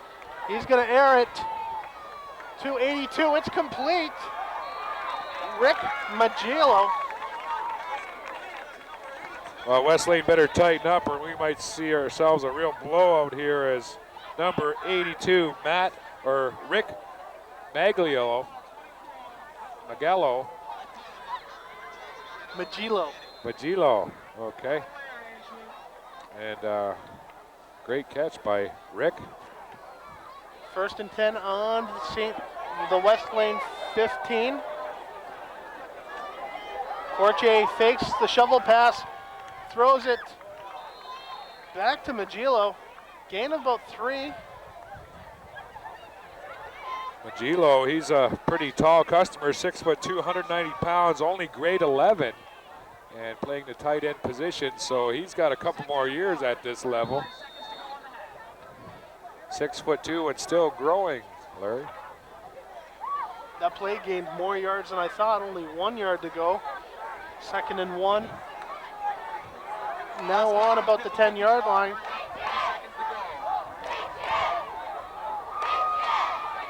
Forche again fixed the shovel pass, handed off to Lundy, in again for a touchdown. That makes it 30-7, and we've got all indications that this one is going to be busted wide open by the St. Paul offense. We'll get to see this play again. Some great misdirection by Brian Forche as he's really sneaky on these handoffs, Larry. And the blocking, there comes Lundy. Blocking is there. Lundy does the rest on his own, and you can see why the coaching staff said keep an eye on number 32, Justin Lundy. That's his 2nd touchdown of the night, I believe. And the field goal is good. 29 seconds left, 31-7. It reminds me of a last week, I believe it was the Detroit Lions versus Minnesota. It was 45-7 at the half.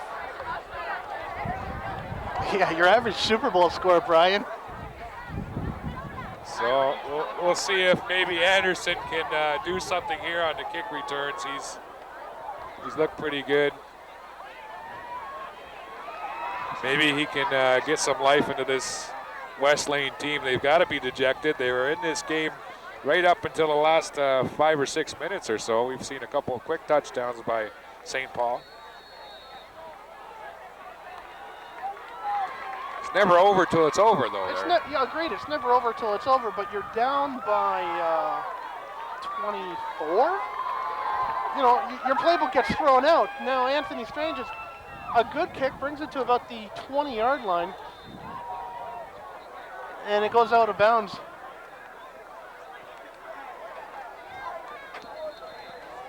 So no chance there for a return. The ball's kicked out. We got an injured player on the ground. Looked like 29 St. Paul. wait and see if we can get a better look at that, at him.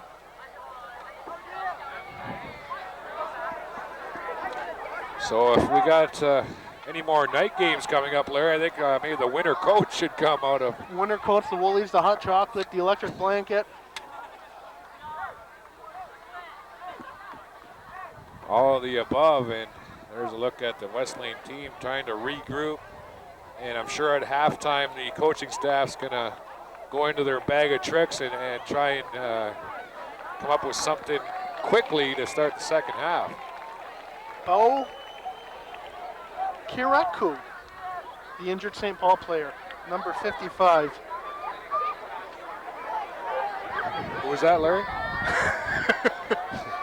I believe his name was Bo Kiriakou. Okay. And not making fun of Bo, as some of these names can be hard to pronounce. Bad throw. Ball called dead. Well, could have been a interception. Greer had a hard time. There's a really bad, no spiral on it. It just wobbled in the air. And it looked like Dave Williams just missed that interception. And this crowd, it seems to be getting larger, Larry. I don't know what's going on at halftime. Maybe we've got kind of alumni thing going on. I don't know. Well, when your team is winning, you always love a blowout. Greer hands it to Nate Anderson. Anderson with a gain of about 6. 19 seconds left in this first half.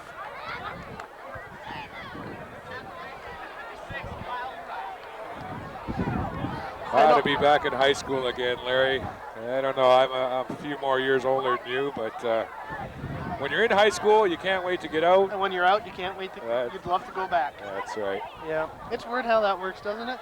I try to tell my son, enjoy all your years in school because, like you mentioned, once you're out, you wish you could go back. Some of us do go back, even when we're in our late 20s. Yes, I believe you have, and I'm always thinking about it, but you know, one day I probably will. You know, I may be 60, but I'll still go back. Larry, I just got some good news this week. Student loan called me, said I'm eligible for a $10,000 loan forgiveness. I can't believe it. And if there's anybody else out there who owes student loan, check into that program. Geyer running it off as that public service announcement finishes. Well, runs it himself, gain of about 3. When you're a mature student and you go back to school, you know, you have to go for the student loans. And John Navaroli, I believe he is still a teacher here at St. Paul. He was my English teacher in 9, 11, 12, and 13. I think that's right. And when I got out in the workforce after I graduated here at St. Paul and started to learn how to be a meat cutter, he started shopping at the store I worked at. And he was like, you know, you spend 6 years once you're out of high school and just work. So you can figure out what you want to do for the rest of your life. Geyer running it himself. He's brought down, but it's good for a first down. As the clock, 0 seconds on the clock. Will they give one more play? That's the end of the half. And the West Lane Spartans, it's time to regroup at halftime. They look good at times during that first half, but unfortunately on the short end of a pretty big score. St. Paul has a better offense and defense, and that's what's showing. So at the end of 24 minutes, it is the St. Paul Patriots 31 and the West Lane Spartans 7. We'll be back with second half action.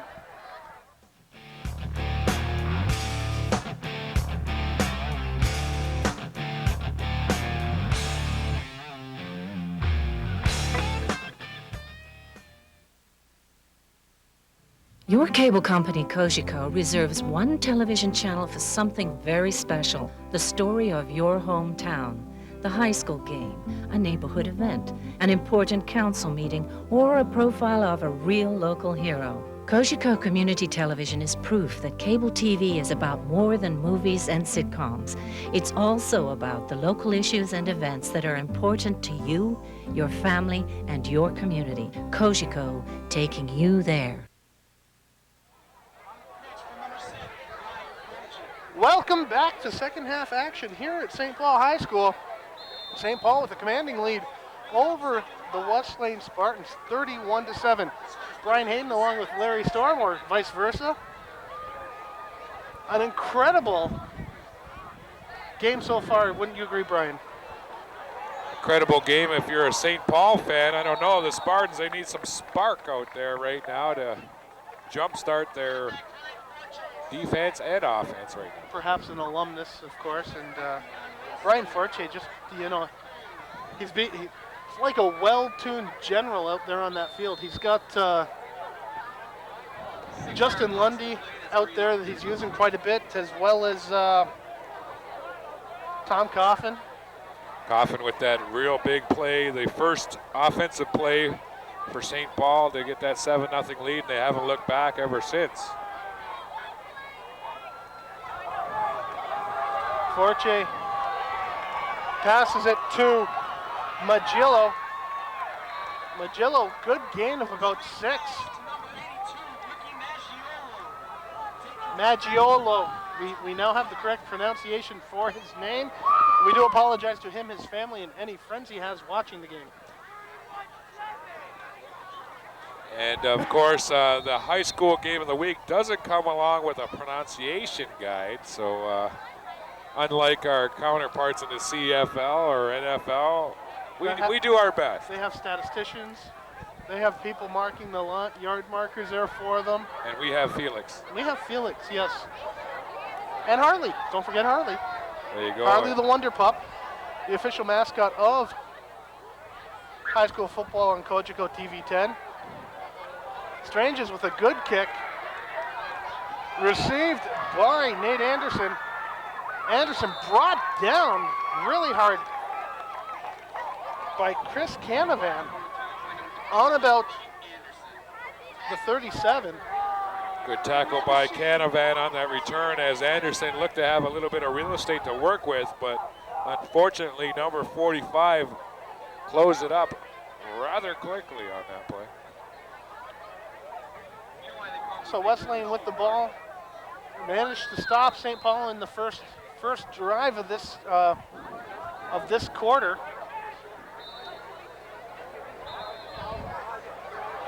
So we'll see if West Lane can pull out some magic out of the coach's hat right now, or the coach's helmet rather. And they need something quick here, Larry, down 24 points. Lots of time remaining on the clock, but you've got to start somewhere. You know, it could be something as easy as discipline. Know your job on the field, do it, know your marks, know where you have to be. And they might, a big might, be able to get back into this game. Well, Larry, I still believe you should talk to Joe Oreskovich or one of the people involved in football in Niagara, because you're a coach in waiting. Kidding aside, I'm serious. It's something I'm considering, but right now it's the high school guys on the field and this great game we call football. First down. Geyer, man.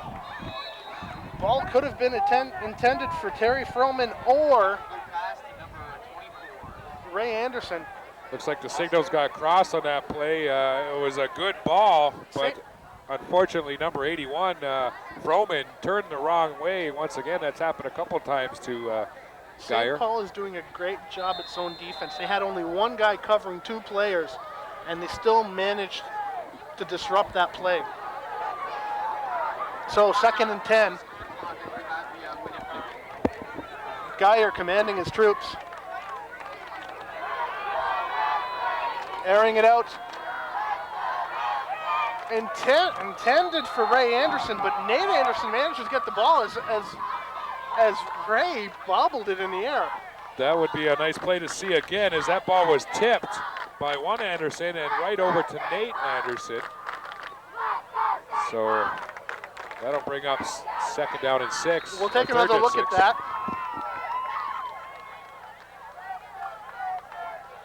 There's Geyer, he throws it up.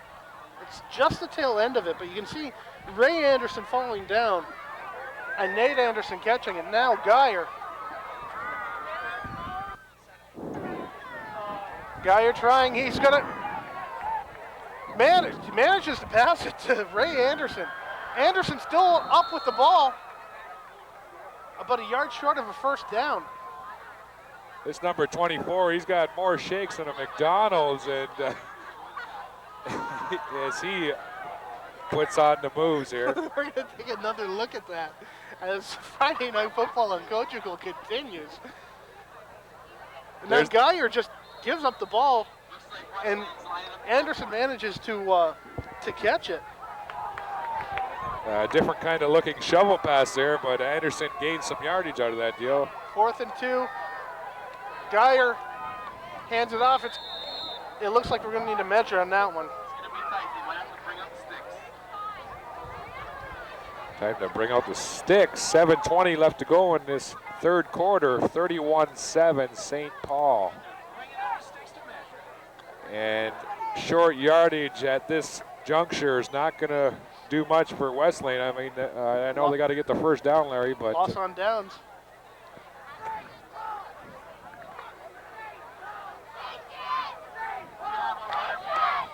Wait and see. And as we mentioned earlier in the show, this is the homecoming, the 20th anniversary of St. Paul High School, and one of the biggest crowds I've seen for high school football in Canada, well, ever. About 2 inches short. First down, St. Paul. Tough break for Wesleyan. That could be a real turning point in this game as Wesleyan gambled, went for the first, and sometimes that just doesn't work out quite the way you want it. And another touchdown here, Larry, might really put the nail in the coffin, as we might say, but there's still lots of time left. And as we all know, no mercy rule in football. So now Fortier passes it to Maggiolo. Pass complete by number 7, Brian Fortier. Big red machine. Rescue. Tackled by number 25, Eric Booth. Correction, Chris Canavan on that reception. Gain of 8. Eric Booth on the tackle, and it looks like 2nd and 2, 8-yard gain on that play.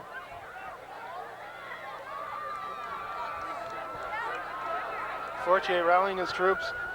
The snap, passing short. Dave Williams with the ball. He's managed to evade a tackler. Takes 2 Wesleyan tacklers to get him. Brett Yeager, and I believe Mike Thorne. Not a lot of zip on that ball, but it got there, and Fortier managed to hook up with Williams for another first down.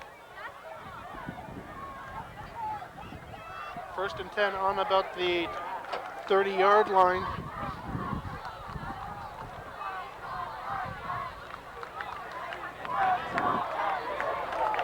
Fortier hands it to Tom Coffin. Coffin being held up by Wesleyan. So now St. Paul doing the smart thing, keeping the ball on the ground, running off time on the clock. We've got 5:51 left to go in this third quarter. Yeah, most definitely. When you're ahead by this much, the goal isn't to put more points. The goal is to keep possession of the ball. And St. Paul's doing a really good job right now at it. Fortier with the snap, hands it to Coffin again. Coffin with a gain of about 4 on that one. It's time now for the guys in the trenches to do their job and, like you mentioned, keep possession. And the clock just keeps ticking, and Wesleyan. But conversely, Wesleyan wants to force St. Paul to make a mistake. They want to. They've had 2 quarters to watch what they're doing. If they've been watching enough, they're going to be able to know that they're going to be there. So you have to be there instead of them. So they have to move and make a mistake.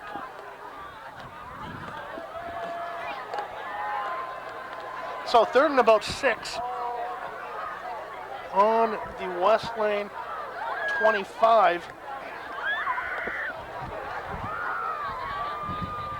So St. Paul now getting in the red zone territory. And the temperature getting in the blue zone. Larry, your lips are purple. And my legs are shaking. Forte fakes a shovel pass. He's going to air this one out. He's passing it long. Canavan is intercepted. And that might have been a mistake as number 21, a good job on the interception, but he should have maybe dropped right away, Larry. He tried to. Looks like Brian Eckhart was on that interception. And there's a turnover that West Lane's been looking for. We'll see if they can start to air it out, as this passing game wants to definitely kick it into high gear right now. And they're deep in their own territory. So now West Lane gets to shift momentum a little bit with that interception. They manage to stop St. Paul from another major. And now they get a chance to try something with less than 5 minutes remaining in the quarter.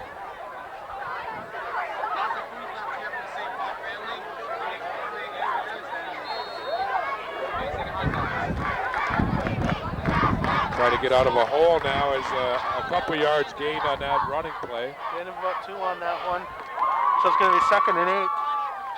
And the only touchdown for West Lane was on a trick play. The wide receiver tossing a touchdown pass. Larry, might we see something else from this West Lane offense being down by 24?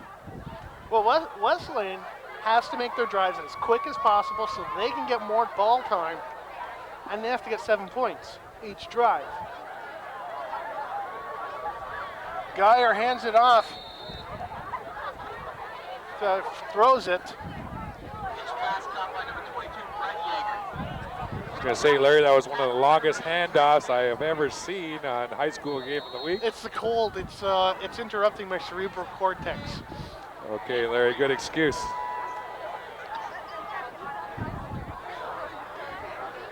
Third and 3. Ray Anderson with the ball. He's met. Been really impressed with number 24, Anderson, tonight. Kickoff returns, and now some good catch and run plays. I think that's enough for a first down. Good Yes, enough it is. for a first down there.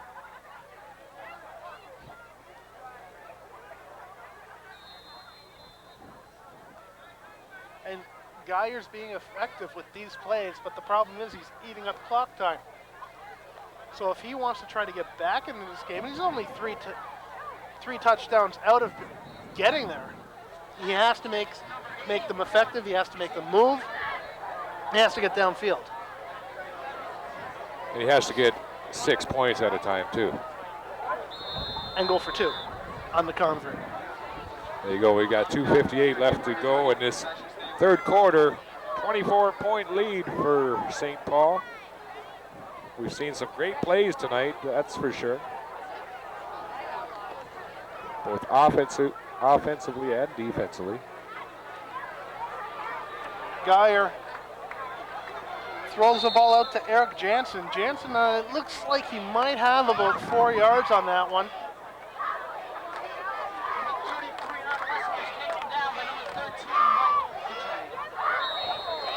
Loss of 1 on that play. That's 3rd and 10, a pretty conservative looking offense.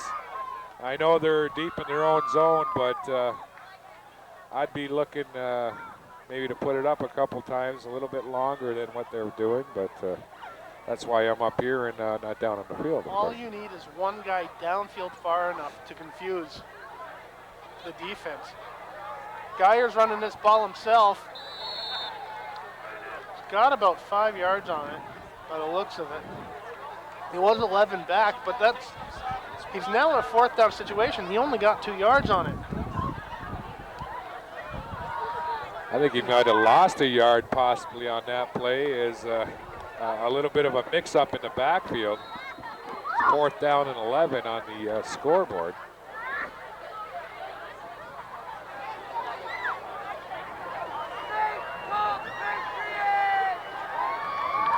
So Geyer in punt formation now. written off this drive.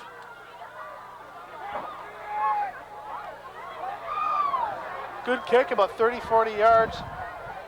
Caught by Joe Murray for St. Paul. Gets another 3 yards downfield, so he ends up at about the 45.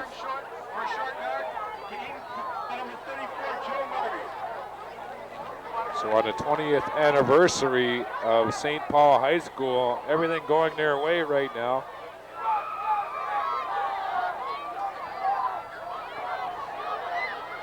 You know, I find it somewhat ironic that it's the 20th anniversary of St. Paul, and I graduated here years ago.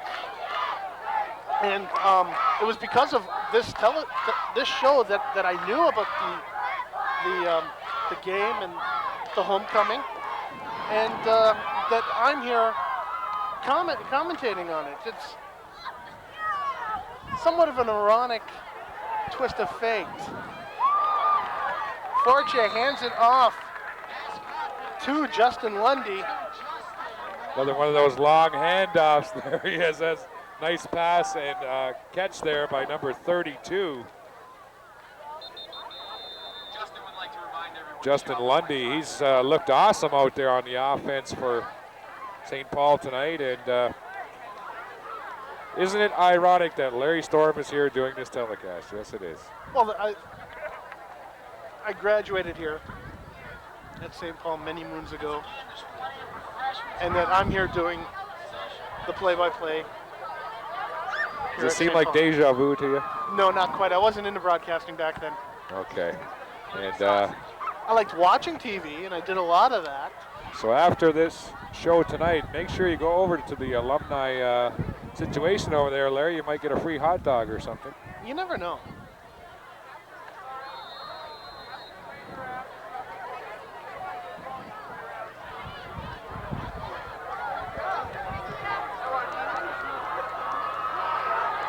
First and 10 on the 30. Fortier hands it off to Coffin. Coffin didn't get much yardage on that one. Coffin, he's also looked pretty well out there. He didn't get pointed out by the coaching staff before game time when I was talking to the coaches, but he's made a strong bid for player of the game, I would say. Most definitely.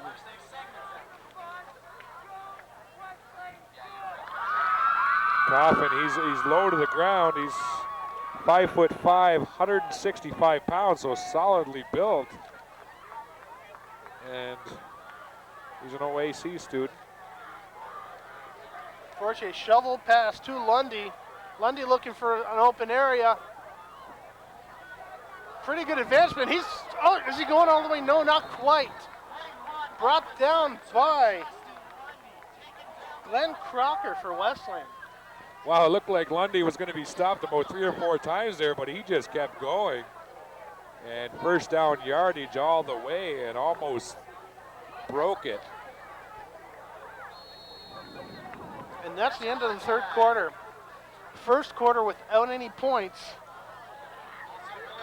And it is still St. Paul Patriots 31, West Lane Spartans 7.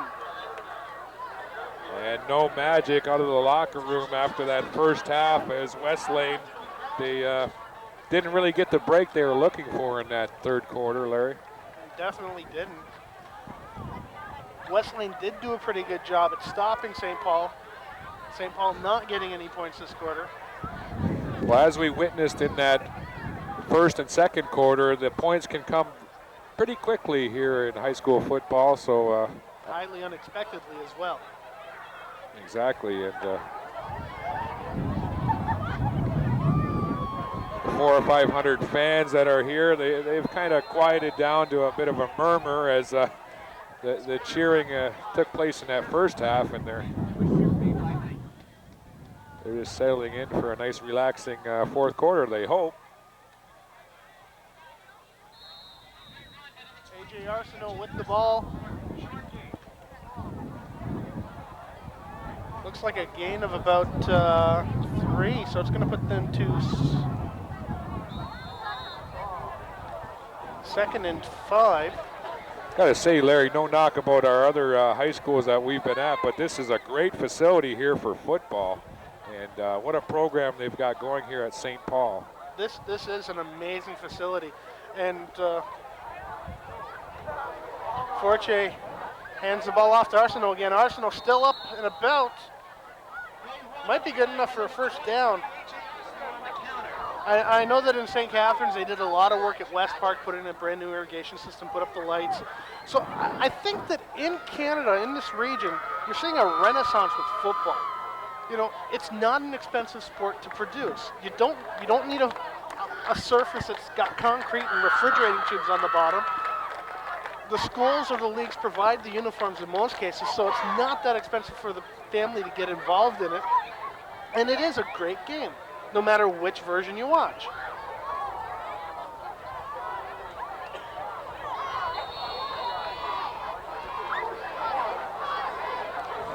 Forte handed the ball off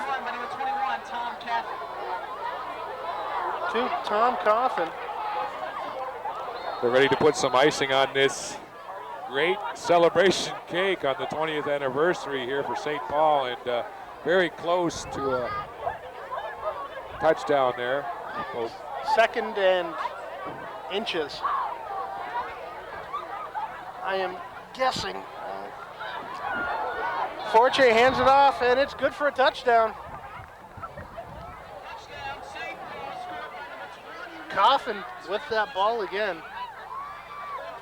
There's Coffin, his 2nd touchdown of the night. Makes it 37-7. Not really what you could classify as a close game. Not by any stretch now. This reminds me of your average Super Bowl. Slightly lopsided. And now Anthony Strange is going for the extra point. And it's good. Strange, he's got quite a foot on him. As he looks like he could pound that ball maybe 50 yards, Larry. Besides showing some of his speed on one of those trick punts in that first half. Remember that one. OSC student here at St. Paul. I'm sure he'll be on the football team of whatever university he goes to, proving that he's got a pretty good foot. Another thing impressive about St. Paul is the school spirit. That's really nice to see, and like you mentioned, the renaissance of football in the Niagara region. I predict maybe 5-10 years down the road, you're going to see, you know, a lot more players in the CFL, NFL coming from this area. Well, we have a lot of great players from this region that are in the CFL. Mike Vanderjack came from Oakville, just slightly out of the area. But one that comes to mind, former Tiger Cat, is, and now his name escapes me, is Anthony Strange just kicks that.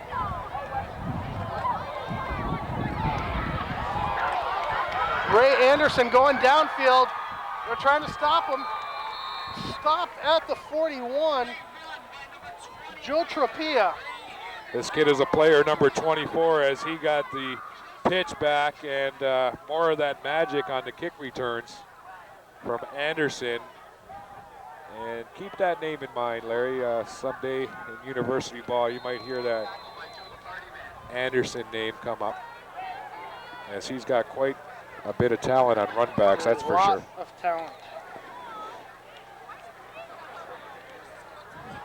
Makes something out of nothing, number 24. Wesleyan with good field position on this drive. On the St. Paul 43.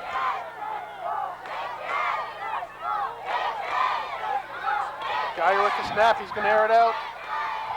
Hands it off to Nate Anderson. Anderson still up. Gain of about 6.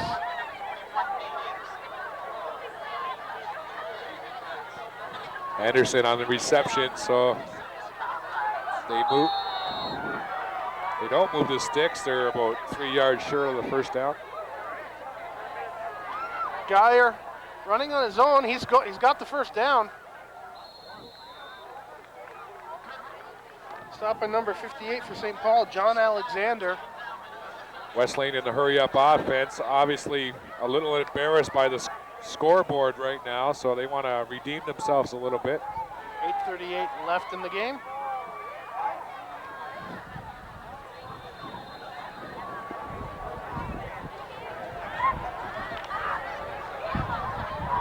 Geyer with the snap, running it himself again. It worked once, it might work again. He's going to be close to a first down on that one. Good job by Geyer as he takes control of things himself these last 2 plays. 2nd and 1, he proved it last play that it worked. He tried it again, got 8 yards out of that one. Not bad. Geyer throwing this time, hands it off to Nate Anderson. Anderson might be going all the way. A slew of Patriots there to pummel him to the ground. And that was quite a different kind of tackle as he was wrapped up around the helmet. Slam dance with some Patriots. Good enough for a first down, 1st and goal for Wesleyan. No flag on the play as a possible face mask there. And the Andersons, they're trying their best to put on a show for Wesleyan Spartans fans. Doing a great job. And now Wesleyan, the momentum might be shifting, but it might be a little too late.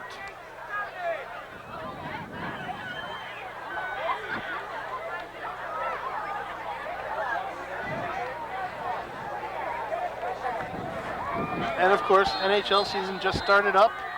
So this is almost the perfect time of year. Wouldn't you agree, Brian? It is, and hand off, it's good, it's touchdown. So there's a little bit of redemption for Wesleyan. Eric Jansen running in for the major. So now 38-13. Yes, that's why fall is my favorite time of year, Larry. We've got all the sports happening. World Series coming up. I'm not going to mention much about baseball, but I am glad that 2 of the most dominant teams of the last 15 years were out the first round, New York and Atlanta. Easy, Larry. I'm a Yankees fan. Right? And the extra point's good. We're going to see another look at the touchdown. See it here as Wesleyan, some good blocking in tight. And there he just gets across the line. That's number 33. That would be Eric Jansen. Jansen's, and just enough to get the Spartans up to 14. It's 38-14 now. So it's not over yet, Larry. 7:52 left to go. Anything could happen. 3 touchdowns, go for the extra point, and a field goal, and Wesleyan has his game.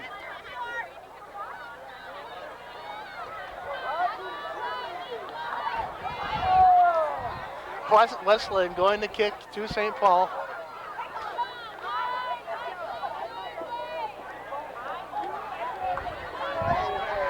Joe Murray and Anthony Scaringi are deep for the Patriots. Onside kick, but St. Paul had the ball for a second. We have to wait and see what happens. Looks like Wesleyan got the ball. There it is. There's a big turnover for Wesleyan. We'll see if they can take advantage of it, Larry. And 3 touchdowns and a field goal. Hey, you never know. With the 2-point conversions. You got it. And we'll see if Wesleyan, that's got to be a good uplift for that team. Cam Robertson on that kick for Wesleyan.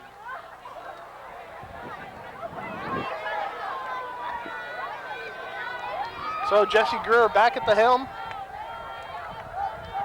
Takes a throw. Now he throws it complete to 24, Ray Anderson. Anderson might have the chance to go all the way. He's in. I told you it's never over till it's over, Larry Storm. Now 2 touchdowns, 3 2-point converts, and a field goal. And there, Anderson, what a job. And Larry, it's 38-20 now. 18 points out. They got 14. They're on the verge of 14 points in less than a minute. And that's why that old cliche, it's never over until it's over, still stands true to this day. Always does. Many a times have I watched the Indianapolis 500 and Kevin Cogan's out front, 2 laps left. Bobby Rahal managed to get around him. As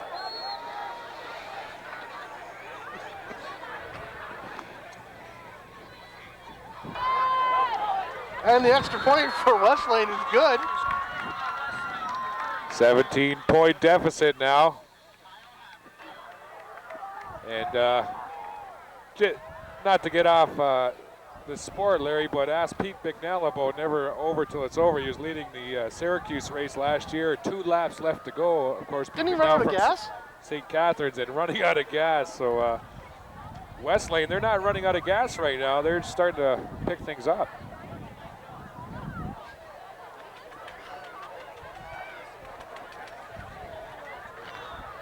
Once again, refreshments can be purchased behind the store. And now Wesleyan ready to kick the ball to St. Paul again. I'm guessing another onside kick. This time to this side of the field, which I believe is the short side.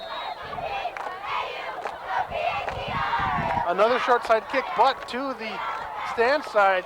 But St. Paul manages to get the ball. Joe Pica receiving the ball. And of course, the miracle from years ago, we remember the Buffalo Bills Houston Oilers game, that playoff game, Larry. Boston College, I believe it was 1987 or 88. 1 second left in the game. Hail Mary past Doug Flutie, wins the Heisman Trophy. 86, wasn't it? I believe it was 80. Yes, 86. First time St. Paul. He was the next big thing. Lots of time remaining on the clock. 7:21, 38-21. We've got ourselves a bit more of a football game now. A lot more of a football game.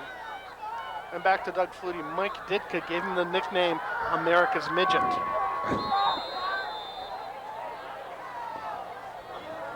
And Brian Fortier takes a snap. Hand off to Justin Lundy. Lundy looking for some room, but gets blocked down. No yards gained there. Speaking of Flutie, who would have thought he'd be sitting on the bench right now, while Drew Brees runs that offense and the running of Tomlinson. What a surprise the San Diego Chargers in the NFL. Well, Drew Brees is a great quarterback. He's proving it. He's proved it already. Doug Flutie, as well, a great quarterback. 3 Grey Cups. Brought the Bills to amazing things. But, you know, everyone's career winds down. Even Warren Moon retired. Forte hands it off to A.J. Arsenal. Arsenal looking for some room. Managed to get it to the 54-yard line. So it's going to be 3rd and 6.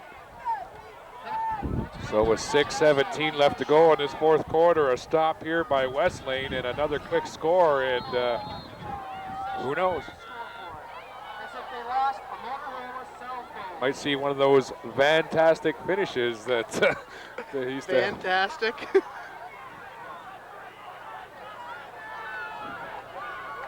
Forte hands off to Lundy. Lundy, good enough for a first down. And that's going to put a damper on a fantastic finish as a crucial first down there for St. Paul. Less than 6 minutes left in this game.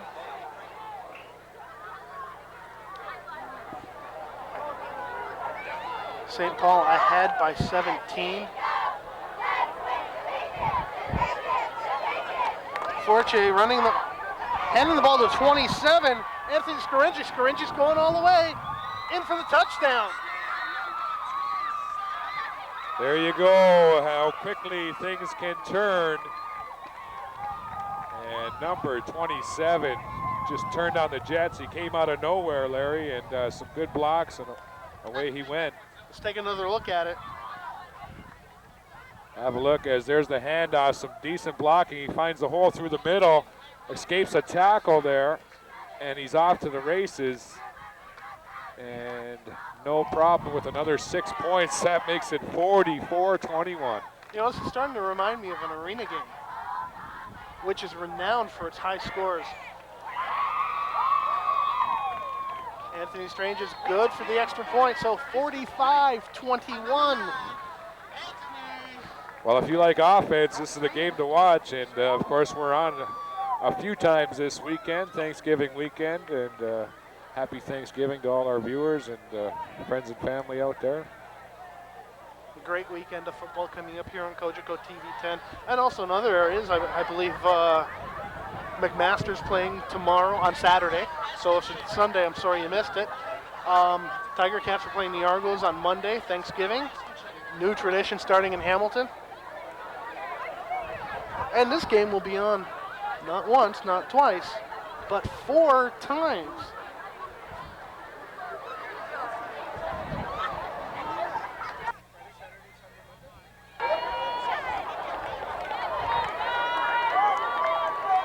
And now St. Paul gets ready to kick.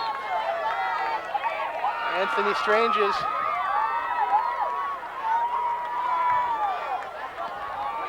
another low one, but it did get down about 20 or 30 yards. Picked up by Nate Anderson, ending up down around the 40.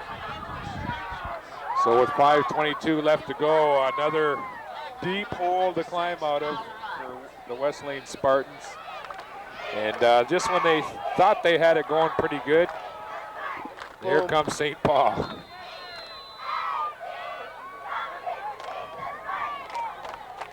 So a little bit of a lapse there by the defense of St. Paul, but the offense pulled them out of it, Larry, and regained that 24-point lead. I'm not going to say, you can't say that it's not a great game, but it's definitely an exciting game. One-sided game. Ball thrown to Nate Anderson. Anderson trying to look for a couple more yards. About 8 yards on that play, 7 yards on that play. Good job by Anderson to gain some yardage. About 4 yards. It looked like he had a little bit more, but only 4-yard gain.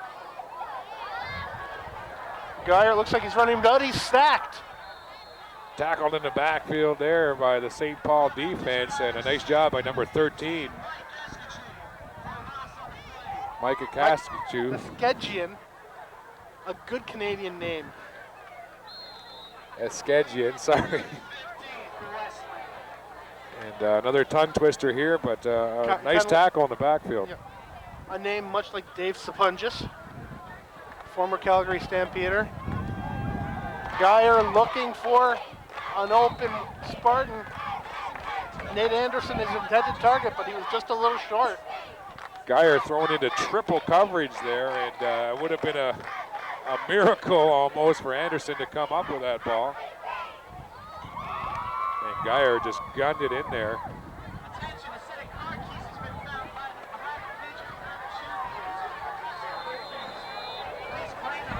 3:55 left to go in this fourth quarter. 4th down and 15. Things looking a little glum for the Spartans right now.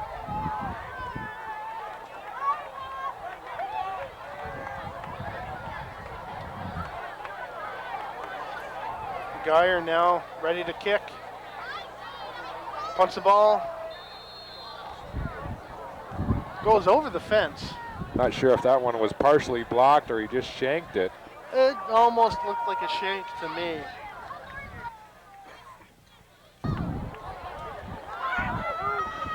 So 3:33 left in this game. St. Paul proven they do have spirit. And they have a good football team. And West Lane, I don't think it's a matter of a poor game by this team. It's just the breaks went the other way, Yeah, Larry. pretty much. I agree with you, Brian. 40 in the defense. A 5. Repeat the 4th down. I mean, the running game of St. Paul's a little bit overwhelming at times. The great blocking there by the offensive line. You got to take your hats off to those guys. Light flag on the play there against St. Paul. So Geyer gets to try again. And this time stays in bounds, and Joe Murray. Anderson recovers for Wesleyan. What a job by Anderson, and he almost got up with the ball and kept going, but there's another break, so we'll see if they can take advantage. It's not over till it's over. And we've seen a little bit of everything in this fourth quarter.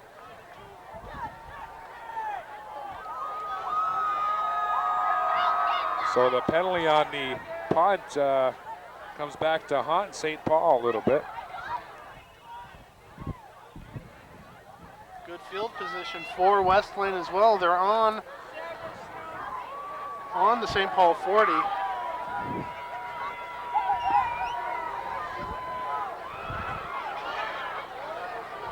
A little bit of discussion going on with the referees out there, not sure why.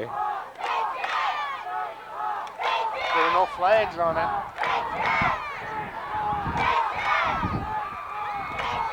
One thing we don't have to worry about is the instant replay rule for high school football, Larry. I don't know about yourself, but I find that element of NFL football a little bit annoying.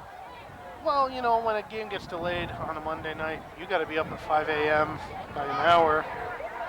It does kind of put a drain in the game, and football is supposed to be a fast game, and it does slow the game down a lot. There's a late flag on that. Penalty to St. Paul.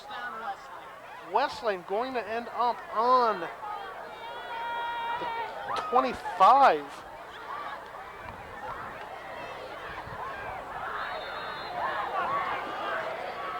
So Jesse Geyer, once again, good field position in the red zone.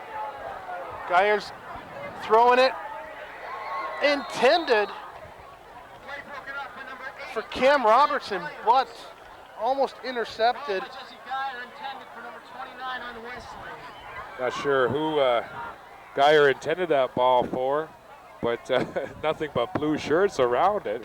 Cam Robertson was the intended receiver, but it was broken up, I believe, by Joe Picca for the Patriots. Geyer with the ball, throws it to Anderson. Anderson in for the major touchdown.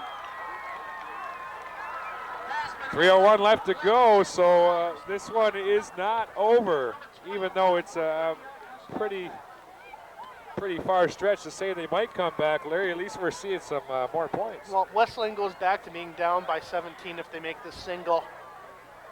And 3 minutes left. You know, stranger things have happened, and it's not over till it's over. Kicking now for Wesleyan is Kyle Haberfield. The extra point's good.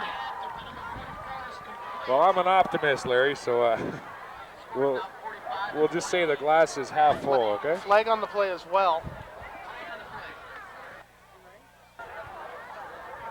Looks like it's unnecessary roughness for St. Paul.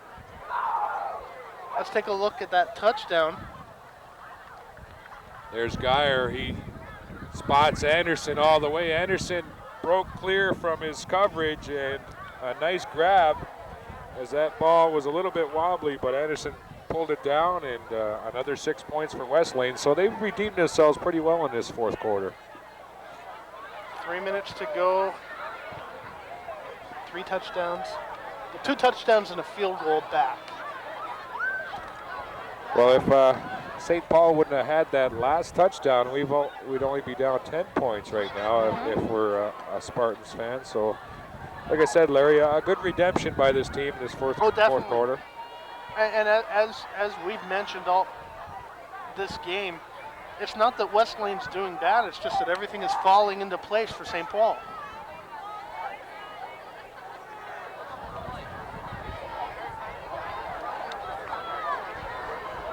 Some confusion on the field. At least when Wesleyan looks at the score tomorrow, it's not going to be as bad as it was. At one point, I believe it was 38-7, Larry. So. Yeah. They have managed to bring it to a more respectable level, and they've proven that, you know, they're trying to get into this game, and they're working hard to do it.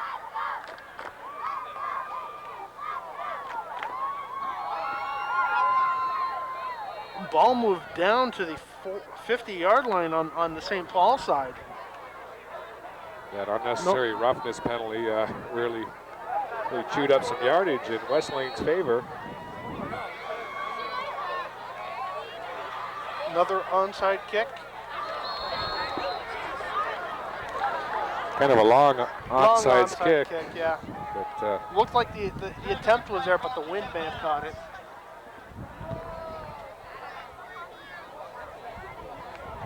So 3 minutes left to go. 17 points. I've seen weirder things have happened. Most definitely. And West Lane, they struck quickly within a minute, Larry. 2 touchdowns in this fourth quarter. So. And you could have thought that, they're going to do it, but St. Paul came in with that extra touchdown, and it's still 17 points back.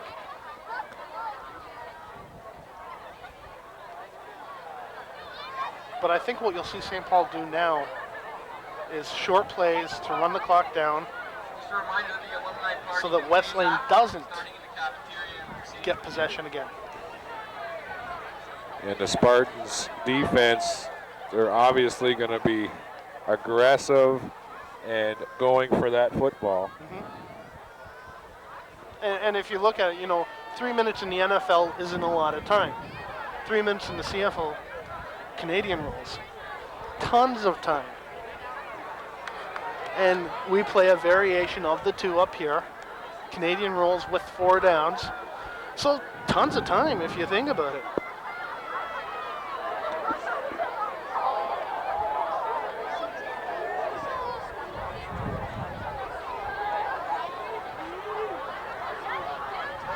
The crowd, nobody leaving just yet. Staying here to see what happens. It's a nail biter, Larry. I'm just kidding. It's been a great game here on a high school game of the week. Lots of offense, some pretty decent defensive plays as well. Even though it's 45-28, there has been some defense, believe it or not. And some trick plays. We've seen a faked punt, a wide receiver throw a touchdown pass. What can you say? We've had it all here. We've had it all. Everything but a Hail Mary. Anthony Scaringi was the ball carrier in the last play, gain of about 1. And now Forte.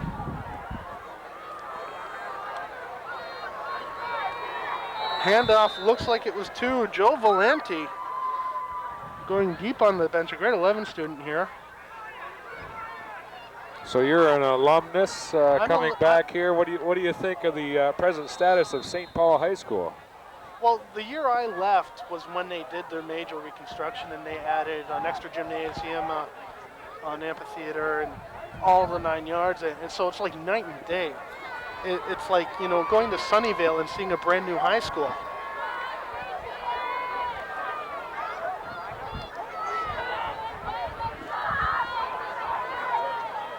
Forte.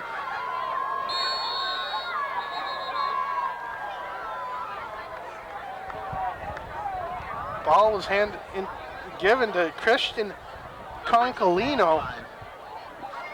Short run by number 10, Christian. And like you mentioned, just keeping it on the ground, running down the clock, 17-point lead, everything going their way. I imagine after this game, the alumni is going to celebrate pretty well here.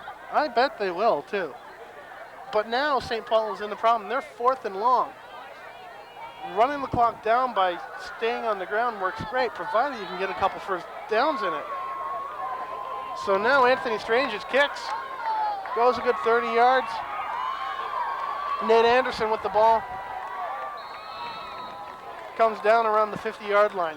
Good job by Lundy to slow down Anderson there, or Anderson could have went down the sidelines for another score, but unfortunately for West Lane, he got stopped. And what do you think, Larry? A player of the game for both teams? Well, Jesse Geyer has proven to be a really good quarterback, and he's using Nate Anderson Ray Anderson quite well, and he is moving the ball around, so Geyer would have to be the star on the West Lane team. With St. Paul, you know, you got Fortier, you got Kaufman, you've got Lundy, you've got A.J. Arsenault. A lot of talent on both teams, really. And now Geyer intended for Ray Anderson, but Anderson just a little short. Well, Larry, I'm going to have to disagree with you on your picks. Number 24 for West Lane, Ray Anderson. He has impressed me, to say the least. And Lundy, the running back on St. Paul, a great game, a couple of touchdowns. He's made a couple good tackles on special teams. So they're my 2 votes. So I guess we'll have to get a third party in here to decide the player of the game. But some great players individually all around, and a good team effort by St. Paul. And the coaching staff here is doing a great job. A good football program in place. They're going to be 3-1 now. With a field like this, how can you not develop a good football program? Well, you've got to have the troops. That's one thing, and there's definitely some talent on this side.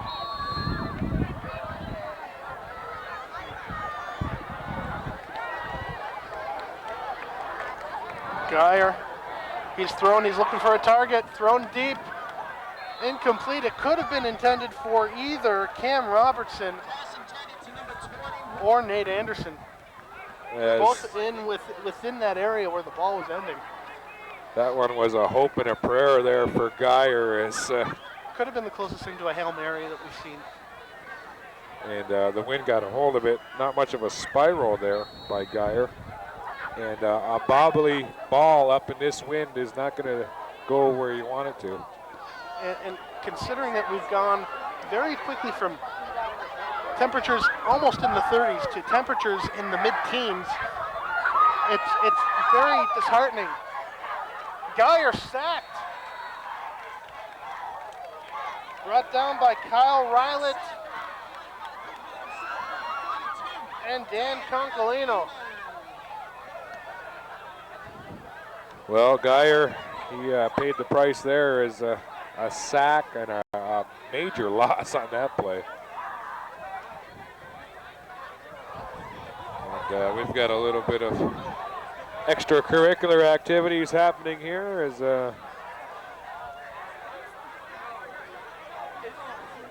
some of the fans from opposing schools meeting up. Like some would say it reminds them of a Bills game. Well, I've never been to a Bills game, Larry, but I sure would have loved to have been there last Sunday, I'll tell you that much. And the silver and black is back.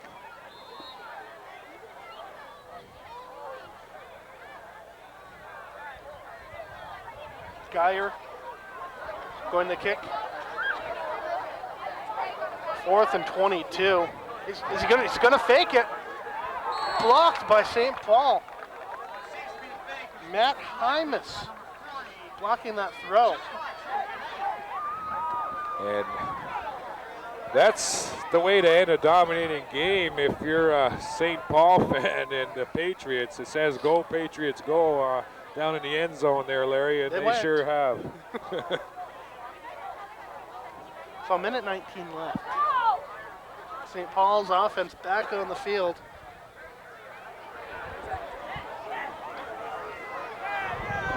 Just dominating this. Minute 19 to go in the game. St. Paul 45, Wesleyan 28. 1st and 10 on the 50. Forte with the snap. Hands it off to 27, Anthony Scaringi. Doesn't look like much of a gain there. Anthony Scaringi brought down by number 52. 1:16 left to go. It'll be 2nd down and 10 yards. No gain.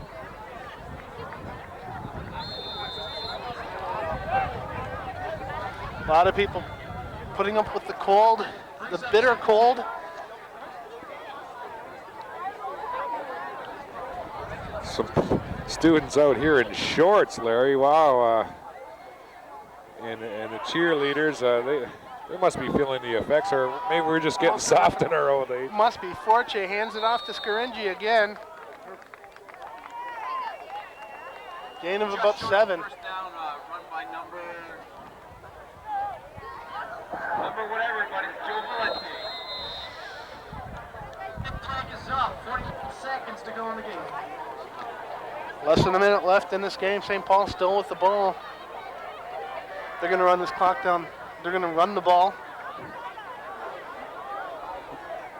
One of our more interesting games here on the high school game of the week here on Cogeco TV 10, and we can't forget all our viewers on Cable 14 in Grimsby. Forte hands the ball to Scaringi. Scaringi's going downfield. Brought down by 54 for Wesleyan, Brett Misner. And Larry, yeah, we missed you our last telecast. You had something in your eye, I believe, and it looks like you've seen most of this game all the way tonight. And like you mentioned, an interesting game and by far a higher scoring game. It's the highest scoring game we've seen here on the football game of the week. And yes, I was absent. 1 second left, and that is the game. But 1 play to go.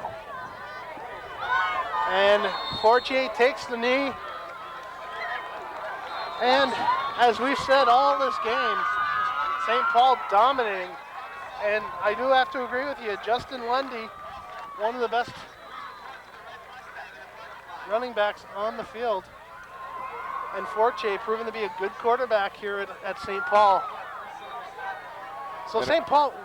An impressive win by St. Paul, 45-28, Larry, and you never know, maybe next year we'll get a chance to see this team again, and they are really well coached, and a great job by that team. Great job by Rick Oreskovich, the rest of the coaching staff and company. Once again, 45-28 St. Paul. For Brian Hayden, I'm Larry Storm. We'll see you next week for more football.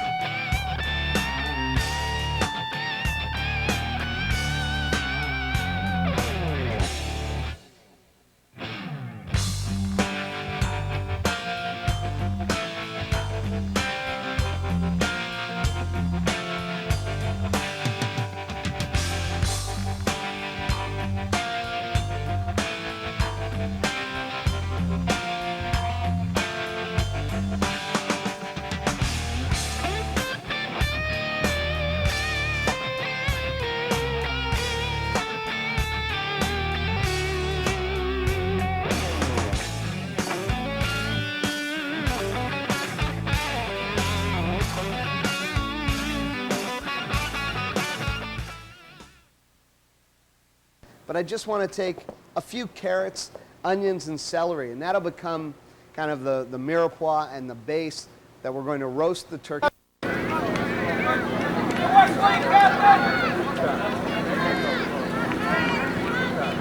goal post is way over there! Defense! Defense! Go deep! Come on! Come on! One shot, two! First down, 40.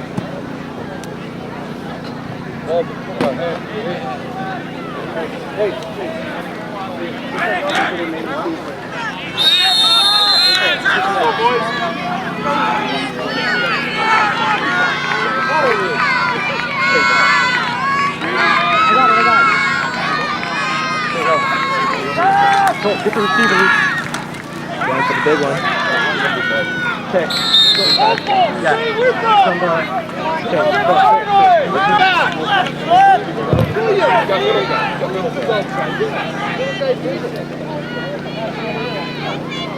What's the hit?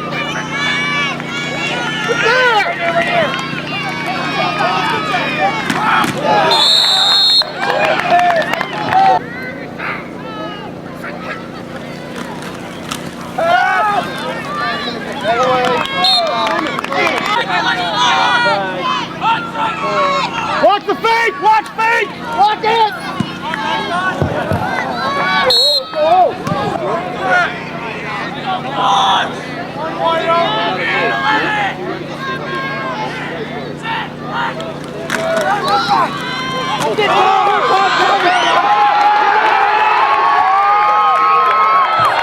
Touchdown, number 21, Tom Cat Catherine.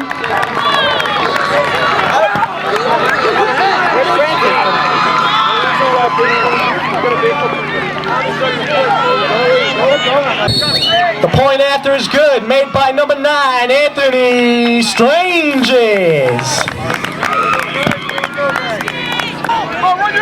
Let's go, keep going! Let's go!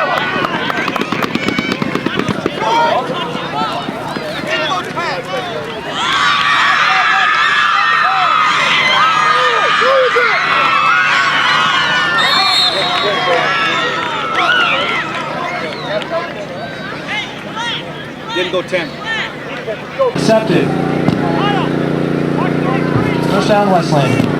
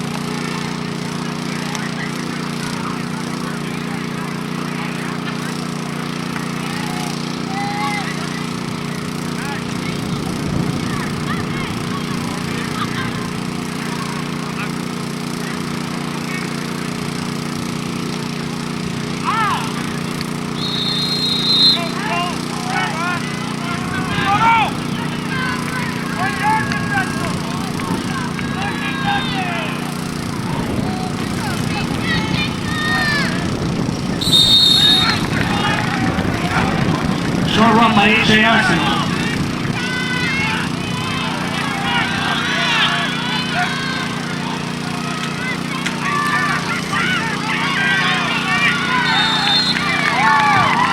First down made by number 32, Justin Lundy.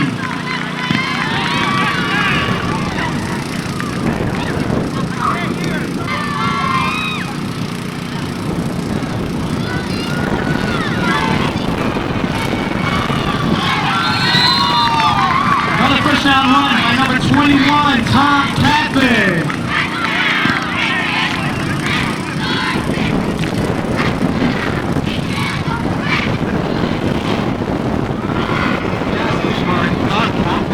Fire tonight.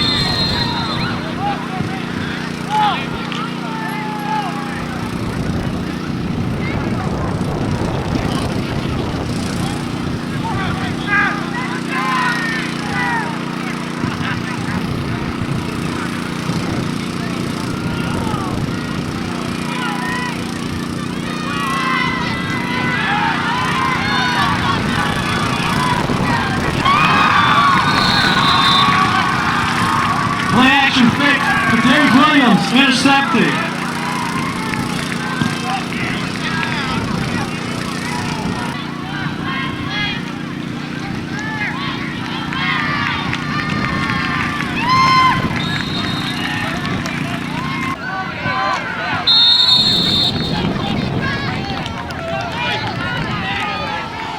Why you tape the game? I'll do it for 2. Oh, you gotta catch those. Come on, bud. Go. For one.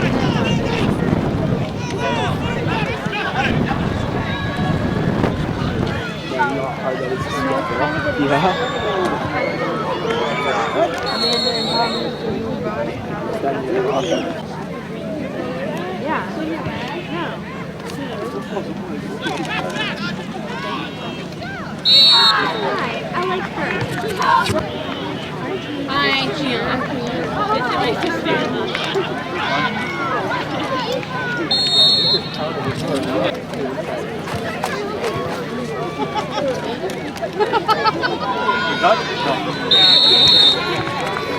Number 22, H.S. I'm not watching this. There's not many people. They're so ugly. One of they are. Really yellow. Yeah, I swear. I wish I would get it. You're gonna come try. Patriots! Go St. Paul! Come on, Patriots! Go St. Paul!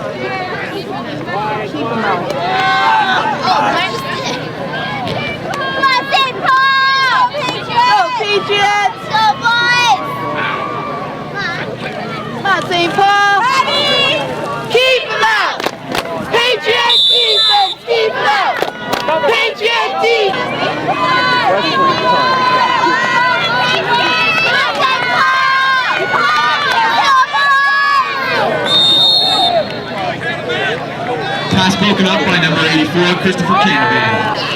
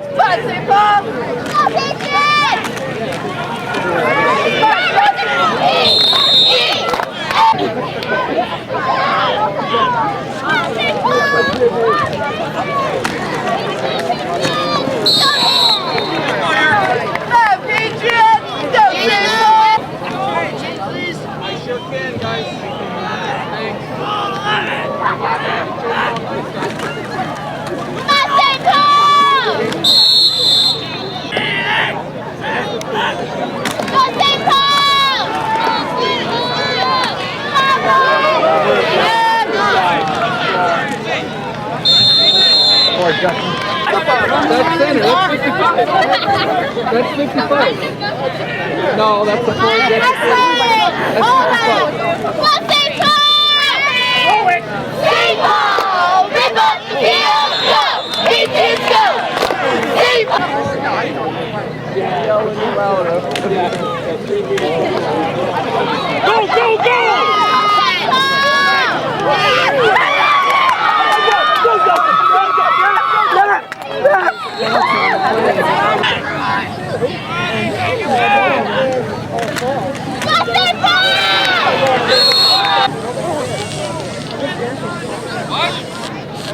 I can't hear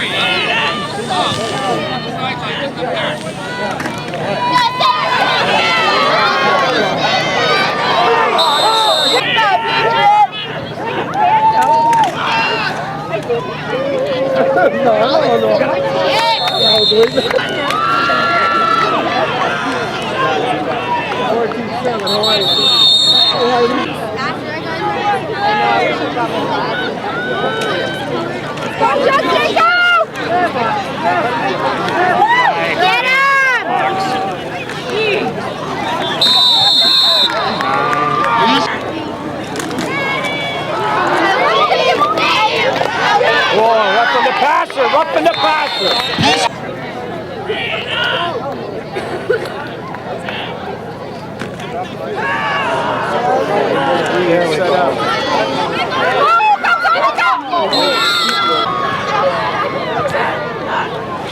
Motion.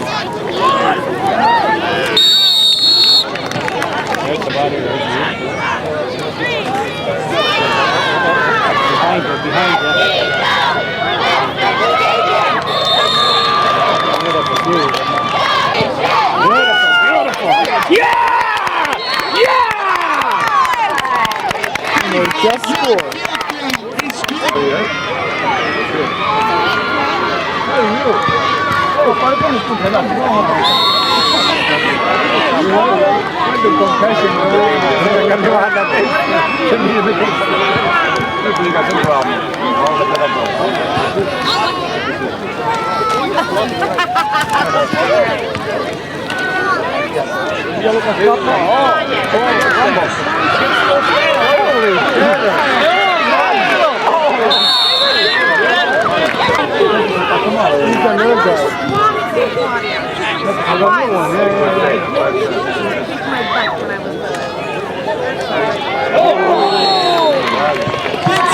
Number 83, Dave Williams.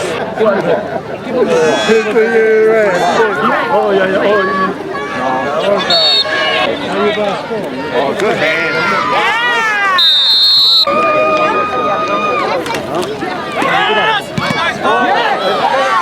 Yeah! We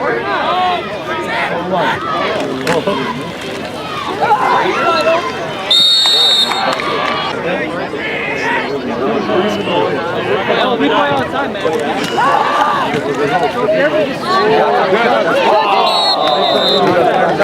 Pass by number 7, Brian Forchase, incomplete.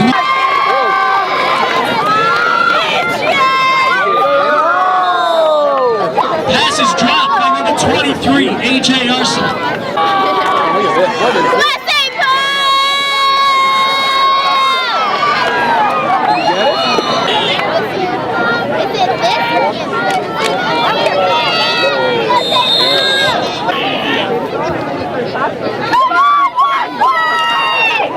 Let's go, Patriots! Come on, St. Paul!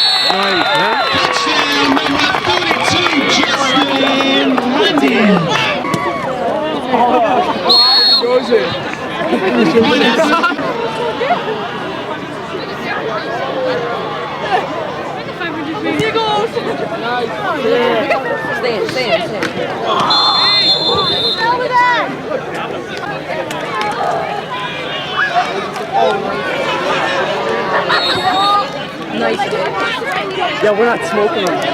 Incomplete pass.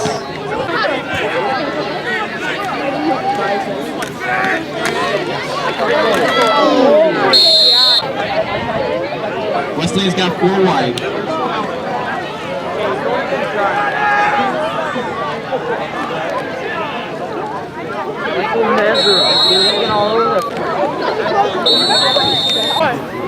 Start keeping that short runs out. Oh shit, I said that on tape. Just $307. Ooh, you don't want $300? Right, here we go.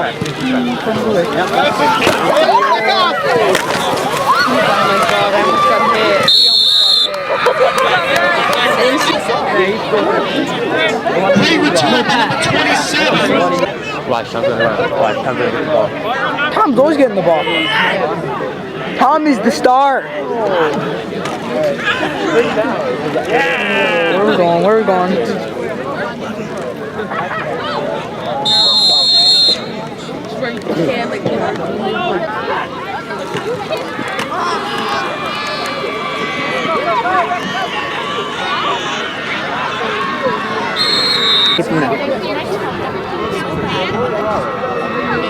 That's red ticket 584069. Timeout on the play. Called by St. Paul. If red ticket doesn't show up, I'll be very happy to bump up my bank account, so feel free not to come back.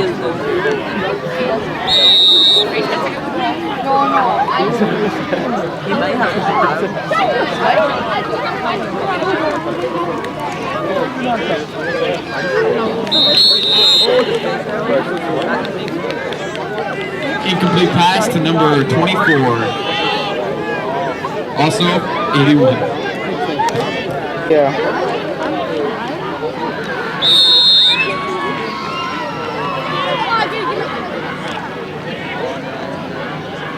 John was on him like Mark on an all-you-can-eat buffet. All-you-can-eat buffet.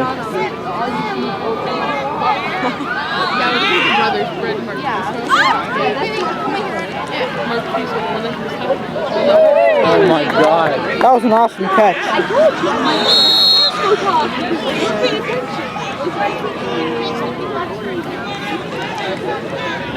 Great play by number.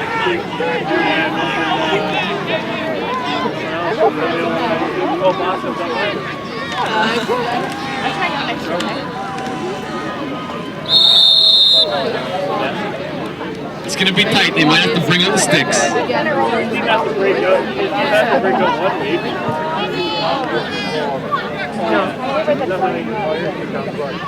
they're bringing out the sticks to measure.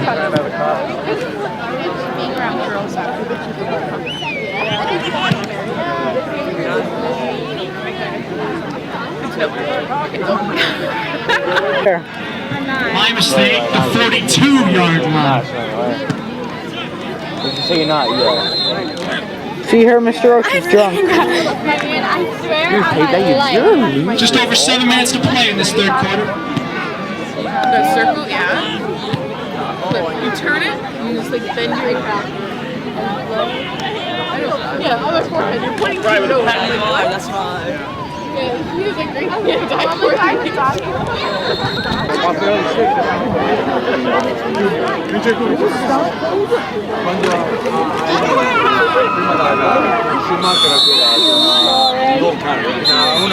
Big mess out there right now.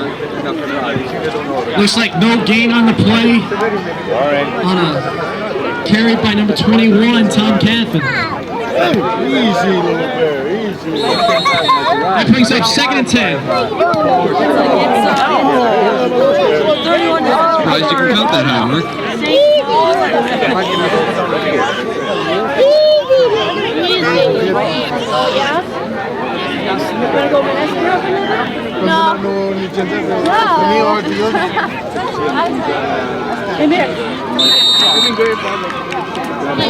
Sean Ryan on the play by number 21, Tom Carson. Stopped by Wes Lanes, number 54. Zoom in on him and say, Mr. Rapoport.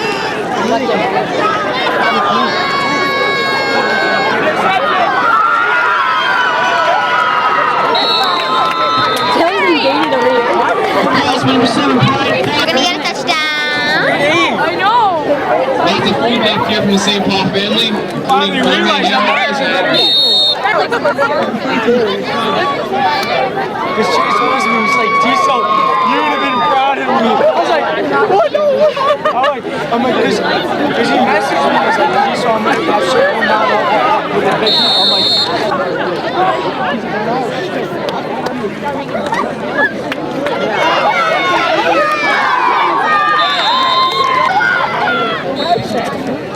pass intent.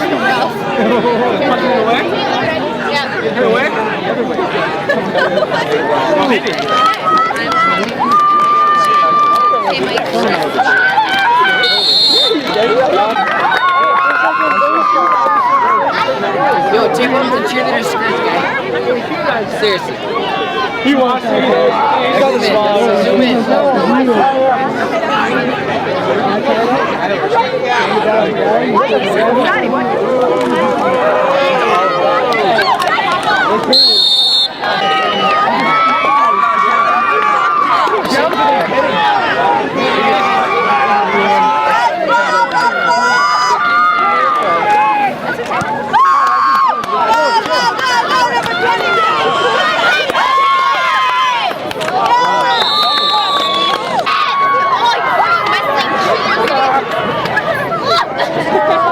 I'll beat them up. Yeah.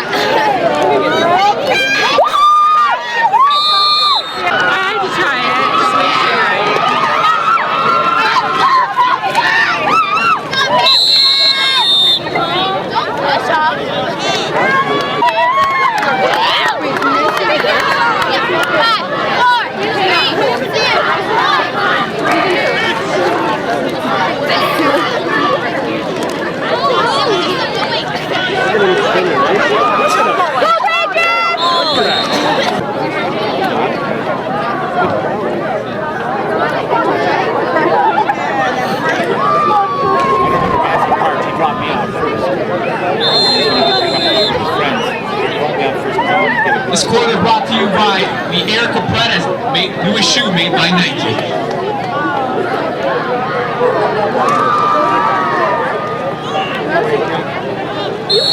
Great run by number 23, A.J. Arsenal for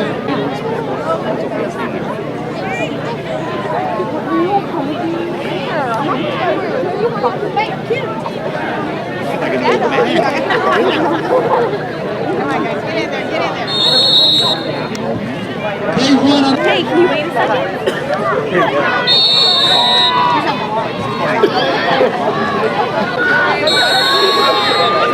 Shit. Oh my god. He's Canadian. Oh my, you want to go? Wait, I'll go. the point after is complete by number 9.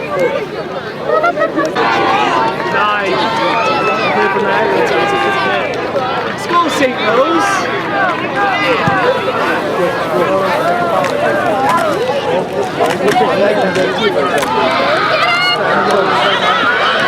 Oh, he missed it. Way to go, Joey!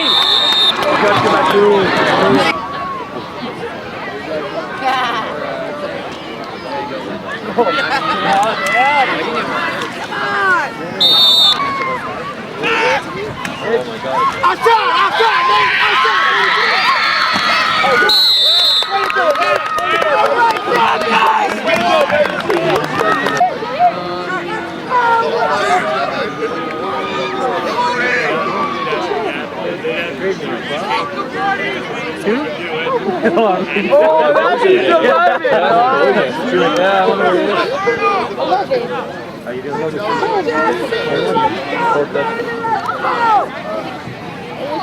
What the hell?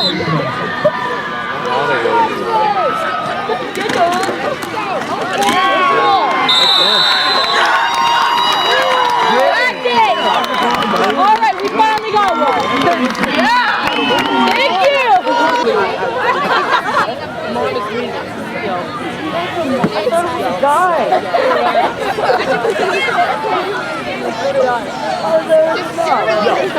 He's going all the way. No. Very nice. So why did you take for you for the